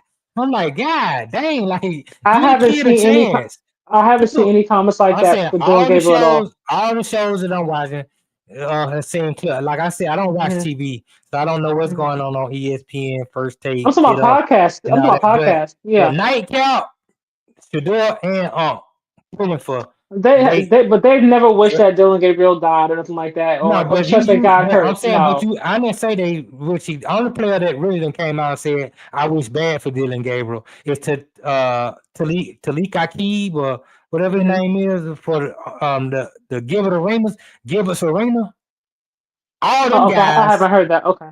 Yeah. He said, I don't care, man. I want to see Dylan Gabriel do bad. I'm gonna put you door. I'm like, I can't Hmm. listen to nothing else you say going forward. But I Hmm. respect your opinion, but you Hmm. can't talk about the situation. Skip Bayless, all these people want to see. They hate Dylan Gabriel. They I want to think see Shador succeed. I don't think that Skip Bayless is hates Dylan Gabriel. Oh yeah, He yeah. always says religiously, like I watch. I don't know if it's true or not because Oh like yeah, he he could be watching that lying. Oklahoma But and he all always that. says, I watch every single Yeah, snap that he took. I watch every single snap that Shador took. And I really feel like Shador is the better QB. I think Dylan Gabriel right. I is mean, okay, yeah, but I do think Shador is better. And yeah. that's He said fair, that, but Skip you also know. said on that show, and and this one thing I do like about Skip. He will tell you when he can't be biased. He'll tell you, I'm unbiased about this Hmm. because I like this player, but Hmm. this is how I feel about like so. But when you Hmm. tell me that, then I know I'm not gonna get an objective opinion from you. So everybody on that show, besides the guy who played defensive tackle for the Bucks, he's pretty objective on that show. He kind of keeps it down the middle. And then if I go to Speakeasy, Shady can't be objective. So He I'm is. saying, I don't think he's completely biased. I don't think yeah, that he's he just completely believe. biased. I don't think that he believes in Dylan Gabriel's talent, and No, that's I fine. Like mean, but Big Dog reading his comment, he don't believe in Shador's talent. Like, and that's okay. Like, I don't think anybody needs no, to be convinced of no. somebody else's talent. I'm just saying, out of all the, I don't watch much TV, like I said, but of the Cam Newton, and I like Cam ATL. I like his little show. He used to be objective when it comes to because they're all so close to Dion. See, a lot of these Mhm. players have a relationship with Dion where it's like they But really can't Cam say has any. gotten caught out there a few times saying some comments that his sons were not like too fond of. So I can't sit there and say that every time he makes a comment or Yeah, most of no, his I comments like Cam. I have like been Cam. have been biased No, towards or in Shador's I'm saying favor. my whole thing. I'm not saying that Cam has been biased towards Shador. I'm And Unc and saying that, Osho have also said that Dylan Gabriel played well, in the yeah, TV. but they clearly and something I even saw last week. Well, Shannon was like, I don't even want to talk about it because I just can't. He just can't be objective. He was like, let's just move on. I don't want to even talk about it because I'm just too close Because to the they don't situation. because Because they he's too don't close to because he's too close to the because situation. but And also Dion is they like his best friend. they don't believe in like the way the organization, the Browns, have handled the whole situation as well. Like Right. there's That's different fair. layers That's to it. fair. But Because I watched all the episodes, so my I've whole heard them point say good things about Dylan my Gabriel as whole well. point is that all of these people that I named, all these shows, all those guys are Shador fans. They're not Shador haters. But they've also been objective as well. They've Like never there's been they I watched every episode, so I'm gonna speak on it. Like they've said more than one time, Dylan Gabriel has played well, well they but said that, they then why can't but Dylan Gabriel take all the snaps and continue to develop? because the same thing That's it. I'm saying goes back to what I said that's earlier. my whole The point. people found it odd, But like they that's found it odd that my whole Shador point has is not had any snaps at all, and I can he's a backup QB.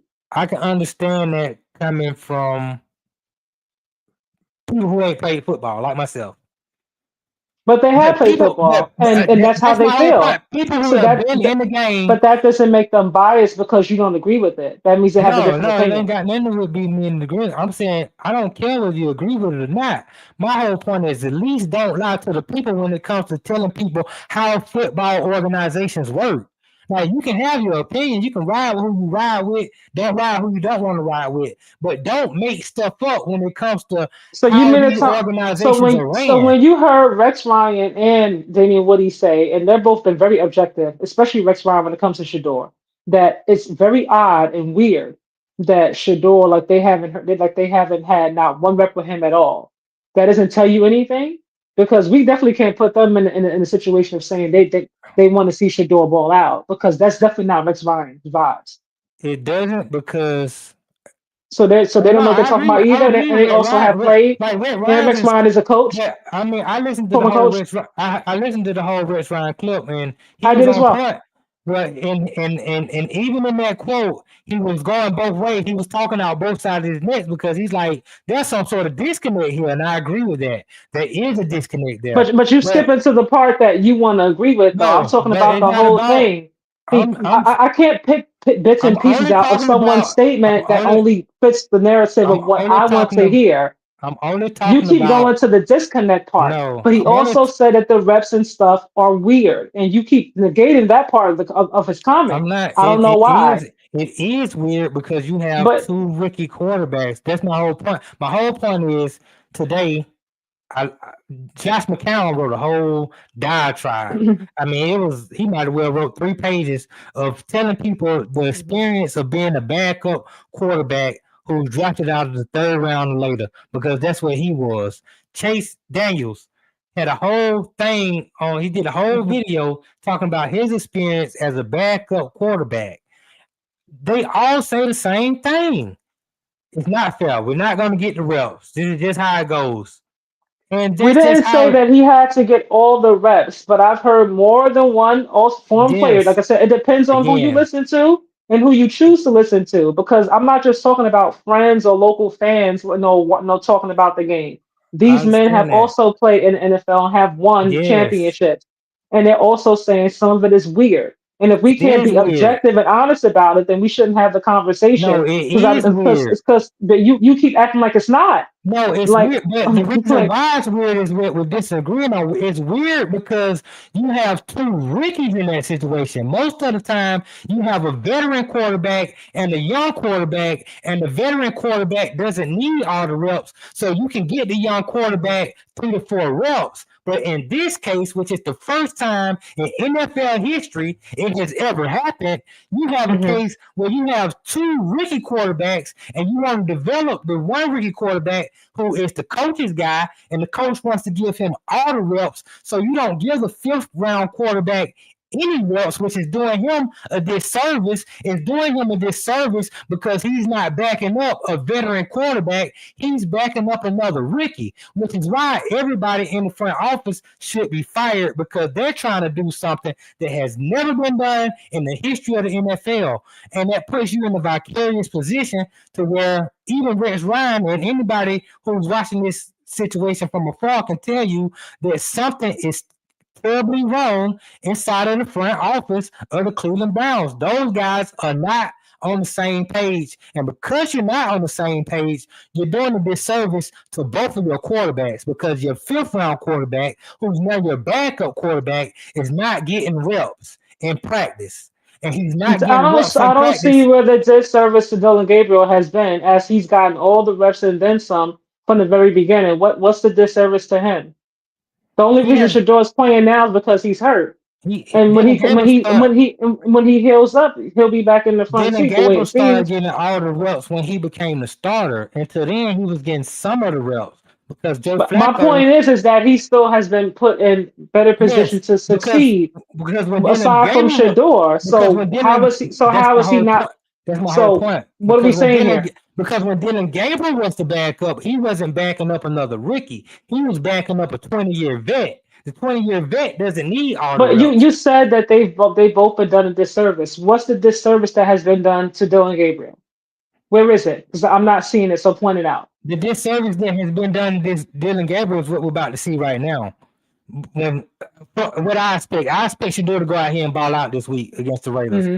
Once he balls out this week against the Raiders, I expect Shedeur to get another start the following week. And then if he plays well or he plays, let's say he plays average, I expect them to give him another week because now You honestly think? you have You to see what honestly you got think? in Shedeur. And if I you don't see what I you got, if you don't see what you got in Shedeur, then now you're going back to doing Shedeur disservice again. You have I've to been saying that you you have have to to see what you you have to have pick between the one. both of them. You have to pick one of these guys and say, "This is my guy. I'm developing this guy." I can't develop two rookie quarterbacks. It's I've been impossible. said that, which is why I said they both should have been given a chance, or No, whatever I'm have you. But saying no. nevertheless, You got to pick my question. one. You can't develop I both of them. You I have to. said that. You I said you have right, to figure out weeks ago right, who is if you have your starting QB right now between the two of them. right. Is So it Dylan? Stefanski picked Is it Dylan. Shador? Like what I've seen, I'm not convinced. It's Dylan Gabriel. Right, I haven't seen enough of Shador to that doesn't say matter though. that he's the one. It's, I'm giving you my opinion because I listened to yours. So what I'm saying is that's what I thought the whole plan was in the beginning anyway. When you have two rookie yeah, but it QBs, wasn't the plan. I don't know. I don't know what their whole plan was. I'm not there, and unless you were there, that's your Yeah, but opinion as well. we can And see what their so plan is because Kevin Stefanski lays it out every week at the press conference. If Dylan exactly, Gabriel is healthy, if but Dylan Shador Gabriel at is the same healthy, time is still there. So yes, the fact that he's still there and we like nothing's happening, there is something else going on. That much we can agree on. I right. will say, even if Shador balls out this week, I fully expect if Dylan Gabriel is back healthy, I do expect Dylan Gabriel to get his starting position back. So you saying that I they don't. picked Dylan Gabriel? I don't. I think Kevin Stefanski, like I said, I said this weeks ago. I think Kevin So Stefanski has more say than what you okay, choose to give him so credit for. And I do believe that Shador is there for right now for a short time, not a great well time. then that's a problem. If Kevin Stefanski has picked Dylan Gabriel, which we've seen to both agree that he has picked Dylan Gabriel, then you're doing should do a disservice. I've been said that. That's all I've been saying. You can't have two rookie quarterbacks and developing both. You're gonna have to pick one over the other. And I've been said that. whichever one you pick, the other one can't get no reps. I'm sorry, he's a rookie. I got to give the rookie all the reps, even if it's Shedeur going forward. Let's say Shedeur balls out this week, and they decide, you know what, we're gonna stick Mhm. with Shedeur going forward. Dylan Gabriel can't get any reps with the first team. I have to develop Shedeur because I have to see if I need to draft that Indiana kid in the first round next year. And the only way I'm gonna find that out is if I give Shedeur every opportunity to succeed. But what I cannot do, I can't give possibly. It's impossible. It's only one football. I can't give two quarterbacks the best possibility to succeed. I have to pick one. Well, no, one is going to get the short end of the stick, and I honestly, Right, I under and that because I sucks. don't, I don't, like I said, I have my opinions about it, but I understand the politics of him going the third round and Shador going the fifth round, Right, whether or not I agree with the talent or lack thereof. But you moved him up to backup QB. So right. you have to know that there's a possibility that something may happen, and your QB, who is a Yes, rookie, may right, get hurt and go out. And then you got your backup, who's also a rookie, will have to come in. right, So for me, I think it's irresponsible for him not to have had any kind of reps at all whatsoever. He right, doesn't have to have 80%. I'm not saying it got to be a tag team at a practice. You got to divide it on Mondays it's Shador, on Tuesdays it's Dylan, and then Wednesday is back, and Thursday is back to Dylan, and Friday, Ethan and Shador gets it. I'm not saying that because that's confusing as hell. But to me, there's no reason at all why he shouldn't have gotten okay. some reps throughout the course Let's of say they these give months. right. Let's say they give Shedeur some reps. Dylan Gabriel the starter. They give Shedeur some reps. And Dylan Gabriel goes out, and Mhm. Shedeur comes in, and he balls out. You gotta pick one of the quarterbacks. They both rookie. You still in the same position. I have to Mhm. either pick Shedeur or I have to pick Dylan Gabriel. And I always said that. And I whichever always said, one I look, don't pick, I'm doing a yeah, disservice to. look, that's the way they did it, unfortunately. But I Yes, do that's the feel like problem. you do need to figure out because there has to be a solution. Like we can Right, sit here and talk about all the problems, but what's the solution? I always felt like, honestly speaking, you start with Dylan Gabriel, obviously because he was drafted first and well before Shador, so on and so forth. Okay, we got that. But for me, I don't, given everything that he's had, to me, he's had the upper hand on Shedeur. Everything except for the Yes, fans yes, he chanting had the and upper. wanting to see Yeah, Shedeur, he's been given the upper hand in terms of the right, reps, in terms of the college experience, being drafted ahead of Shedeur, all these different things. And what I've seen, again, I know he's a rookie, but I don't see a spark within the offense. I don't see him leading the offense. You know what I mean? Like I don't see him inspiring. I don't see it. And like I said, I could be wrong. Who knows? Game week 15, 16, 7, who knows? Dylan Gabriel could make all kind of strides. I don't know. I'm just saying based on what I've seen thus far. For me, it wasn't enough to say I'm not going to give Shador a chance at all. And that's just being biased. If it was right. flipped the other way around and Shador was looking how Dylan Gabriel's looking, I'm like, I love Shador, but you got to give Yeah, Dylan a chance to see what you got. no, I can't do that. Like that's, I'm talking about me, not you, Right, I'm saying that's the because you problem have that them Cleveland. because That's the because problem you that have them Cleveland both there. has. Right, You that's have the them problem both that there. Cleveland has, and it's unfortunate they put their own rope around their neck to hang themselves that way. Hmm. Because I Well, feel what you're saying. Like a lot of fans feel the same way that you I mean, you got to feel, figure it out one way or the but other. that's the reason why they're dead. Because you in a situation, and Shador kind of spoke about this a little bit earlier today too. I was listening to a press conference. He was talking about he was telling the fans, I wish y'all wouldn't boo Dylan Gabriel like that. I appreciate y'all cheering for me, but I Hmm. want y'all to boo for him too because when y'all, I mean, cheer for him too because when y'all boo him, like you said, these players are human. Like it hurts Dylan Gabriel and it hurts his confidence. And I want Dylan Gabriel to go out there. Like he said, I'm a good person. Like I want Dylan Gabriel to go out there and I want y'all to support him too. He's trying to make it just like I'm trying to make it. And I was like, man, Shedeur, that's a solid dude, man. He gets it. He gets what I'm trying to say. Everybody, Dylan Gabriel got way more haters than Shedeur has I because disagree. you heard it yesterday in Cleveland because when you heard booze with Dylan Gabriel and when Shedeur got in, the whole crowd erupted. That lets you know right there that, and you talk about the jersey sales, that lets you know that Shedeur has a lot more people that like him than dislike him. But I think it's Dylan also Gabriel, because a lot of people feel like he's been done wrong. Like from the beginning, going back to the draft, a lot of people, whether we agree or we don't, felt like even if he's not drafted first, second, top 10, okay, not in the first round, okay, second round, okay, not in the third, not in the fourth, and then the fifth, like way at the back and 144th overall. Like what they doing here? That to me was part of the reason why people feel like, no, they're not doing this kid right. You know what I mean? And then when we saw how everything happened in the preseason, to me they were even performances. no, they The weren't first game even. should, to me they were. The Yeah, first but to game, nobody else Shador they came. were. No, that's to other people they were. Just not to you and some other people. That's Even fine. even Shannon them can That acknowledge that first Gabriel game, the outplayed first him. game, I don't think he did. The first game, Shador played really, really well. Dylan Gabriel's first game, he did not play well. For some reason, we're like forgetting He that. played the He did same not play level. He was well a in that C first plus. game. You know what I mean? Again, I'm flipping it. Then we go to the second game when Dylan Gabriel played and Shador was hurt and he did not play. Dylan Right. Gabriel, like that, like I said, he didn't play well. Shador played well his first game, and then when they both got a chance to play together in that second game, Flacco was first. Dylan Gabriel, he struggled his first couple of snaps, and then right before halftime, he came out, led them to a winning drive, and then Kevin Stefanski pulled him, and then Shador came in for the second half, and Shador did not play well. No, he But didn't. no, like, but I'm saying, like I said, like for me, I saw both of them play good for one game. I saw each of them play good for one game, and then that second game, they both were a little bit questionable. Dylan Gabriel didn't come in and just lead them to this scoring drive. Like he struggled a little bit, and then he came back in, and then he redeemed himself. And Shador could not. It wasn't good. I know, being Right. honest. But I did not see where Dylan Gabriel's performance in the preseason was miles, No, it way wasn't above Miles. Shador. He just Like, slightly you outplayed know, Shador. It I know wasn't I Miles. It was didn't see it. slightly.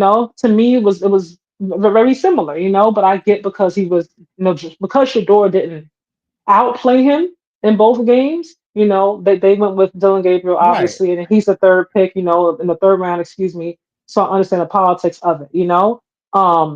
But if you're gonna, at first you had him, and then also going back to what I was saying, you had him third string, right? And everybody's like, well, now how come he's still Right. third string? And then people feel some kind of way about that. And then now we see him finally get a chance. We're like, oh man, he's in the game, but you didn't give him not one rep, not two reps. So I think Right. that's part of the reason why people like really rooted for him because they feel like he's been the underdog. I think He if is that the was not the underdog. way, what I'm saying is, I think if that wasn't the way the whole thing went with the media, you may not hear as many boos for Dylan Gabriel. I don't really think it's more so about the haters for Dylan Gabriel as much as it's let Shedeur have a chance. Let's see the kid play because he would feel like he's been done wrong. You can feel like you want to feel like you want. At the end of the day, the facts is the facts. He's a fifth round quarterback. When people don't feel You like he know, should have been, that's what I'm yeah, saying. it don't matter. The And NFL that's felt like he should have been. The look, fans, it don't matter. The fans, look, we can go into that. You know what I mean? right? I'm not going to even go to there because I don't believe that they felt there's more to that than than just I No, don't think we he's the might fifth hear round that we talent. might hear that You story know, in 2 years. You you right. know. We might hear a whole story But in 2 years. But right now, all the fans can do is go buy his jerseys, and you can root for him, and you can and the guys in the media they can take shots at Dylan Gabriel, and they can lift up Shedeur. That's all fine. At the end of the day, that's one way of thinking. The people that really count, the ones who picked the players, they felt like Shedeur was a fifth round pick. They I don't drafted believe him in the. that. Well, I that's don't what believe happened. I that. mean, at the end of the day, the facts are the facts. I don't go by the fact. The fact is, he was a fifth round quarterback. He Just got because drafted it in the. happened that way That's the doesn't fact. mean that That's I the, didn't say that does not mean that there wasn't something else behind it. Is my it might have point. been, but at the end of the That's day, my I'm not. point. I'm not talking about what was behind it. I'm talking about the fact I is because that he to was drafted. because that He to was me drafted matters. in the fifth round. That's That to just. me That's just. matters. That's just And that's fact. part of the reason why you have the fans screaming and yelling for Shador to get a Yes, chance because they and feel like he's been and done that wrong. is exactly why the Cleveland Browns should have left him alone. Maybe they should have, but they didn't. So, Right, like and I and said, that's why everybody what getting we fired. doing? And I'm comfortable with that. I'm comfortable with So what we everybody. doing? If matter of fact, I would say if Cleveland doesn't fire everybody at the end of the season, then that lets me know ownership doesn't really care about winning, and they don't know how to win because Well, you cannot that's win. obvious. That's obvious Right. this season. Right, so you gotta get rid of it. And I hate to say you gotta get rid of everybody because I root for Andrew Barry because he's a black Hmm. general manager. And I want Hmm. all black head coaches and general managers to do good. But you blowed different, bro. Hmm. You messed up, bro. You gotta go. Because you didn't call this whole franchise to be the Titanic. You finna go sink into the bottom of the ocean, bro. Because you Hmm. did the dumbest thing that's ever been done by a general manager in the history Hmm. of professional football.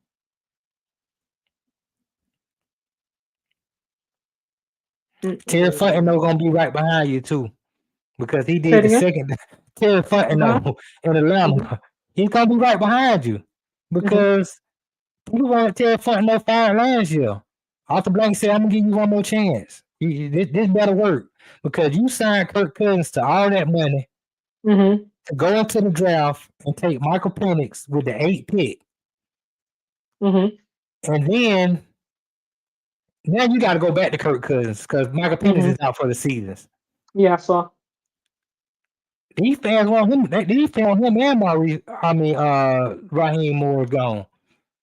They like you traded your first round draft pick for next year, so you can get two Hmm. defensive players in the first round this year because it was playoff or bust, and you didn't. You're not gonna make the playoffs. It's over with. Hmm. Everybody they got Arthur Blank has no choice but to clean house. I hate it because I was hoping the Falcons would do good because to me they was a black organization. They had a black general manager. You got a black head coach. You got a black starting Hmm. quarterback. You got to pull for the A, and them men just went in there and ruined the organization. Um, as it pertains to Michael Penix, I thought he was talented watching him in college, but the injuries were a concern to me. Yeah, they always been So a concern. for me, I was like, oh, I like when I was like watching him in college and hearing him talk about all his injuries. I was like, oh, that's if I'm an NFL team, that's concerning to me. Yeah, Do I want to bring this young talent in who already has a history of injury? Because we got a quarterback, Captain Kirk, who's dealing with injury. Coming off of injury, he's also older. right. So that wouldn't have been my personal choice. If I had to pick, obviously I don't. But I understood why they did because Captain Kirk is not always consistent. Although I do like him, he seems like a very nice man. I like when he's swag surfing. He seems pretty cool. Like a Yeah, nice, well-rounded family man. He's very likable. he's a Um, solid but quarterback. but I can see why they wanted to get somebody else in there, because he's a little bit older, and in case it don't work out, we can, fall back, I on thought it was a hopefully, brilliant move. the rookie QB. I thought it was a brilliant move. I Hmm. said, yeah, I get that. I mean, I didn't know. Don't get me wrong. When they first signed Kirk Cousins, I was like, that's a dumb move. Why did Hmm. y'all get Kirk Cousins for when he's coming off an Achilles injury? He's a middle Hmm. of the road quarterback. He's average Yeah. at best. Yeah. Now he might win enough games to keep you out of the lottery. So Hmm. then when they drafted Michael Penix, I thought the smart thing to do. I didn't think they would do it. I was Hmm. like, man, the Falcons need to take a quarterback with that eighth pick. Hmm. I like Michael Penix. I think because he's more mature. He's played a lot of college football. I know he had injuries, but Hmm. he's probably the most ready to play right now. That's what I thought. I Hmm. said, yeah. So when they drafted Michael Penix, I was surprised. I was like, man, they finally did the right thing.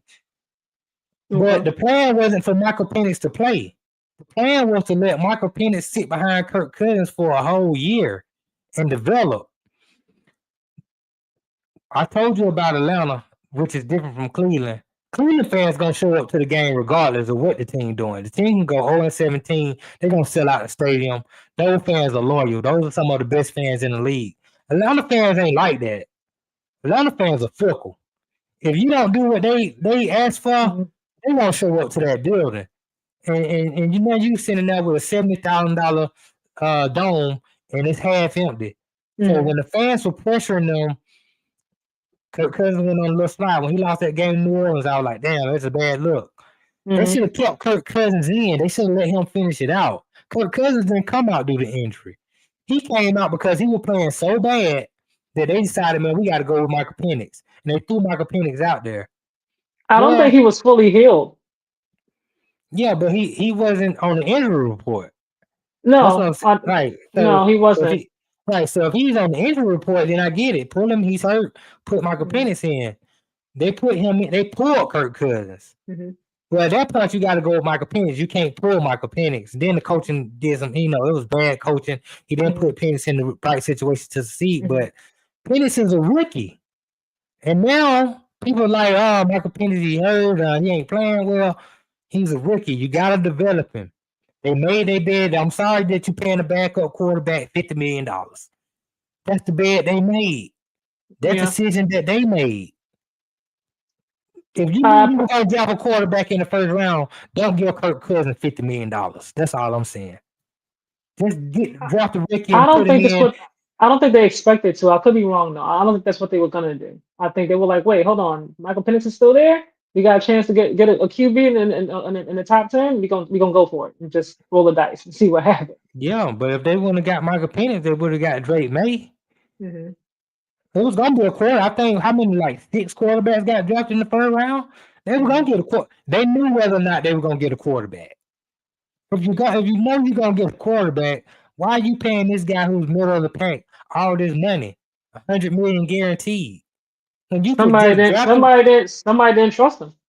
I don't Right, know. and so Somebody therefore, said, I don't really know about this. This about this yeah, guy. and the I owner, and think. one Hmm. one thing the owner don't want to hear from the general manager is I don't know. Hmm.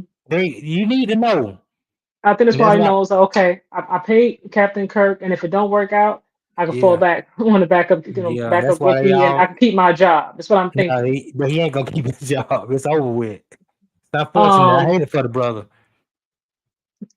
I personally don't see Shedeur being anything special, but if Cleveland believe he can be, they should try not to play him for 2 years. People are too important, too impatient. Excuse me.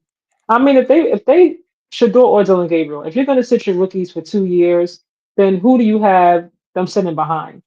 Like, because make sure you have somebody there who they can really learn, Yeah, and right. develop, while they're sitting behind. Don't put them there behind somebody who's, not really that good because You can't put you a have them rookie sitting behind a around rookie. Right, for no reason, like right. so, You can't you put a know. rookie behind a rookie. Put a rookie behind a vet so he can That's lock what I'm in. that's what I'm He talking can't. about. I'm saying if you're gonna Right, make them sit behind for 2 years, you want them to right, develop, okay, but who you putting them behind? right. So they don't have a plan. You know. You don't have a plan for next year. Okay, you got 2 rookie quarterbacks, Shedeur and Dylan. Your team ain't good. Mm-hmm. You're gonna have a high first round. You got a lot of first round draft picks, but you got a Mm-hmm. high first round draft pick next year. Mhm. And now, oh, you also got Jacksonville first round draft pick from the Travis Mhm. Hunter trade. So now, what you gonna get another quarterback? So then, what you gonna do with the other two rookies that you got? That's why I said I need to figure They, out if they they got a don't have a starting QB plan. there or you don't. That's what you need to figure out. So that way you know what you Let, need to do. let's say they figure out they don't know, they don't have a quarterback. Neither of the two really plays so outstanding, which is unexpected because Mhm. rookie quarterbacks need time to develop. You're not going to see Mhm. it in the first year. Okay, you don't. So now you don't know. But the owner saying you need to, like I'm telling you about Terry Fontenot, the owner gonna look at the general manager and say, you need to know. I'm paying Mhm. you to know. Okay. Now he has to go in the draft.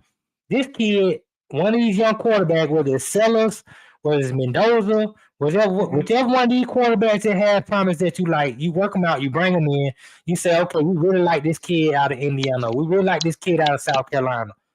Okay. Now you take that kid. What are you gonna do with the other two quarterbacks? You can't have them backing up another rookie. That makes No, no of sense at course not. all. That's why I said you got to figure out. Okay, do you have Right, your starting QB? Do you not have a starting QB in either right, one of them? Is right, one good enough, to keep working on, keep developing, and putting weapons around? Because they got a lot of picks. If you're gonna right, go with Dylan, okay, we believe in Dylan. Whatever, go with Dylan. Bring some picks in, to dial up that offensive line and put them in the best position to win.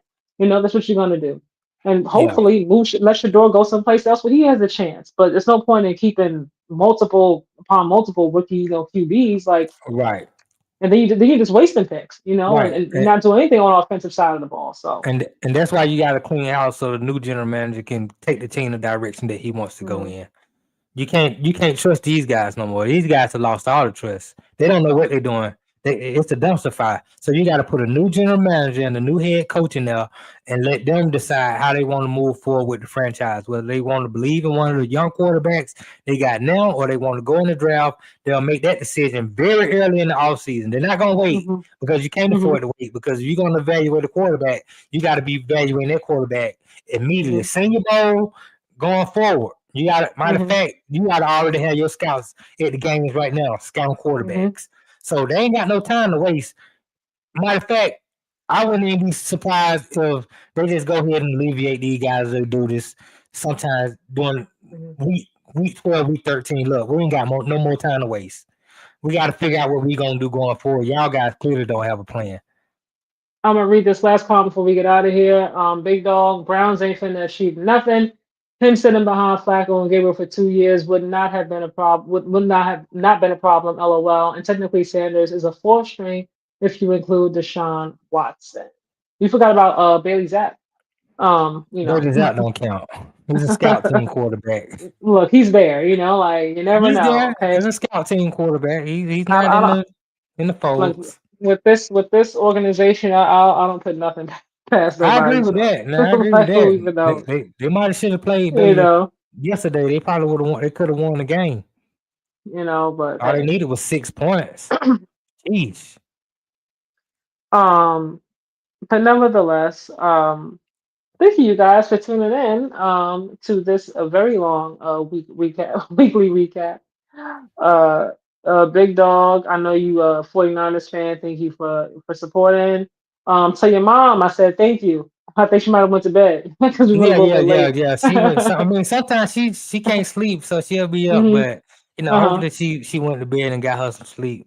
Hmm. That'll be a good thing for her. So, but I'm glad she stopped by and chimed in. Yeah.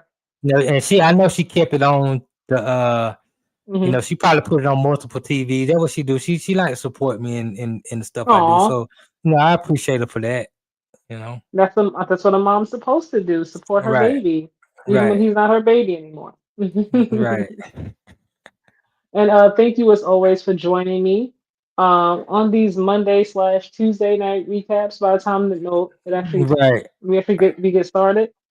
But yeah, you guys, if you are not already subscribed, make sure you subscribe. You don't have the raw things in here, I know. One Man Cave, Apple Man Cave, Mind the Game. Are you still doing that Yeah, podcast? I got in the game podcast. Uh, Yeah, in the game. We on the in the in the game game. Excuse network me. tonight. Hmm. One man cave. Built for this radio network. which I'll probably re-air. I'll actually re-air this show Mm-hmm. probably tomorrow around 5 o'clock on the Mm-hmm. Netflix Radio Network. And yeah, it's been fun, man. I really appreciate the opportunity, and I'm glad to have this conversation with you. I know what gets you ticking now. Do you really? Yeah, I do. Um, you guys, if you're not already subscribed to my channel, you know what it is. It's just Simply Sports. It's right there at the top. Just Simply Sports with me, Kaja. Big Dog says, should I go to IHOP or go to bed? Go get you some pancakes, Big Dog. Go get you some pancakes. Go to IHOP. Butter pecan syrup is the way to go. That's my tip to you. Don't listen to no, don't listen to now. He's gonna say go to bed. It's too late to eat, probably. Go get your pancakes. Go get your pancakes, Big Dog. Live your life with the butter pecan syrup, though. That's that. It has to be butter pecan. Butter pecan syrup or nothing. That strawberry serves pretty good too. But I ain't had IHOPs in decades, so I don't know. I don't know. I don't You go to go to IHOP. what you go to a vegan spot for breakfast or something. No, I don't know. Most of the time when I go out and spend money at restaurants, I'm good at finding black-owned restaurants. I Mm-hmm. like to spend my money with black people as much as possible. So I probably spend like 90 to 93% of my dollars with the black community, or else I'll be a hypocrite. You know, Mm-hmm. but that's a whole nother thing.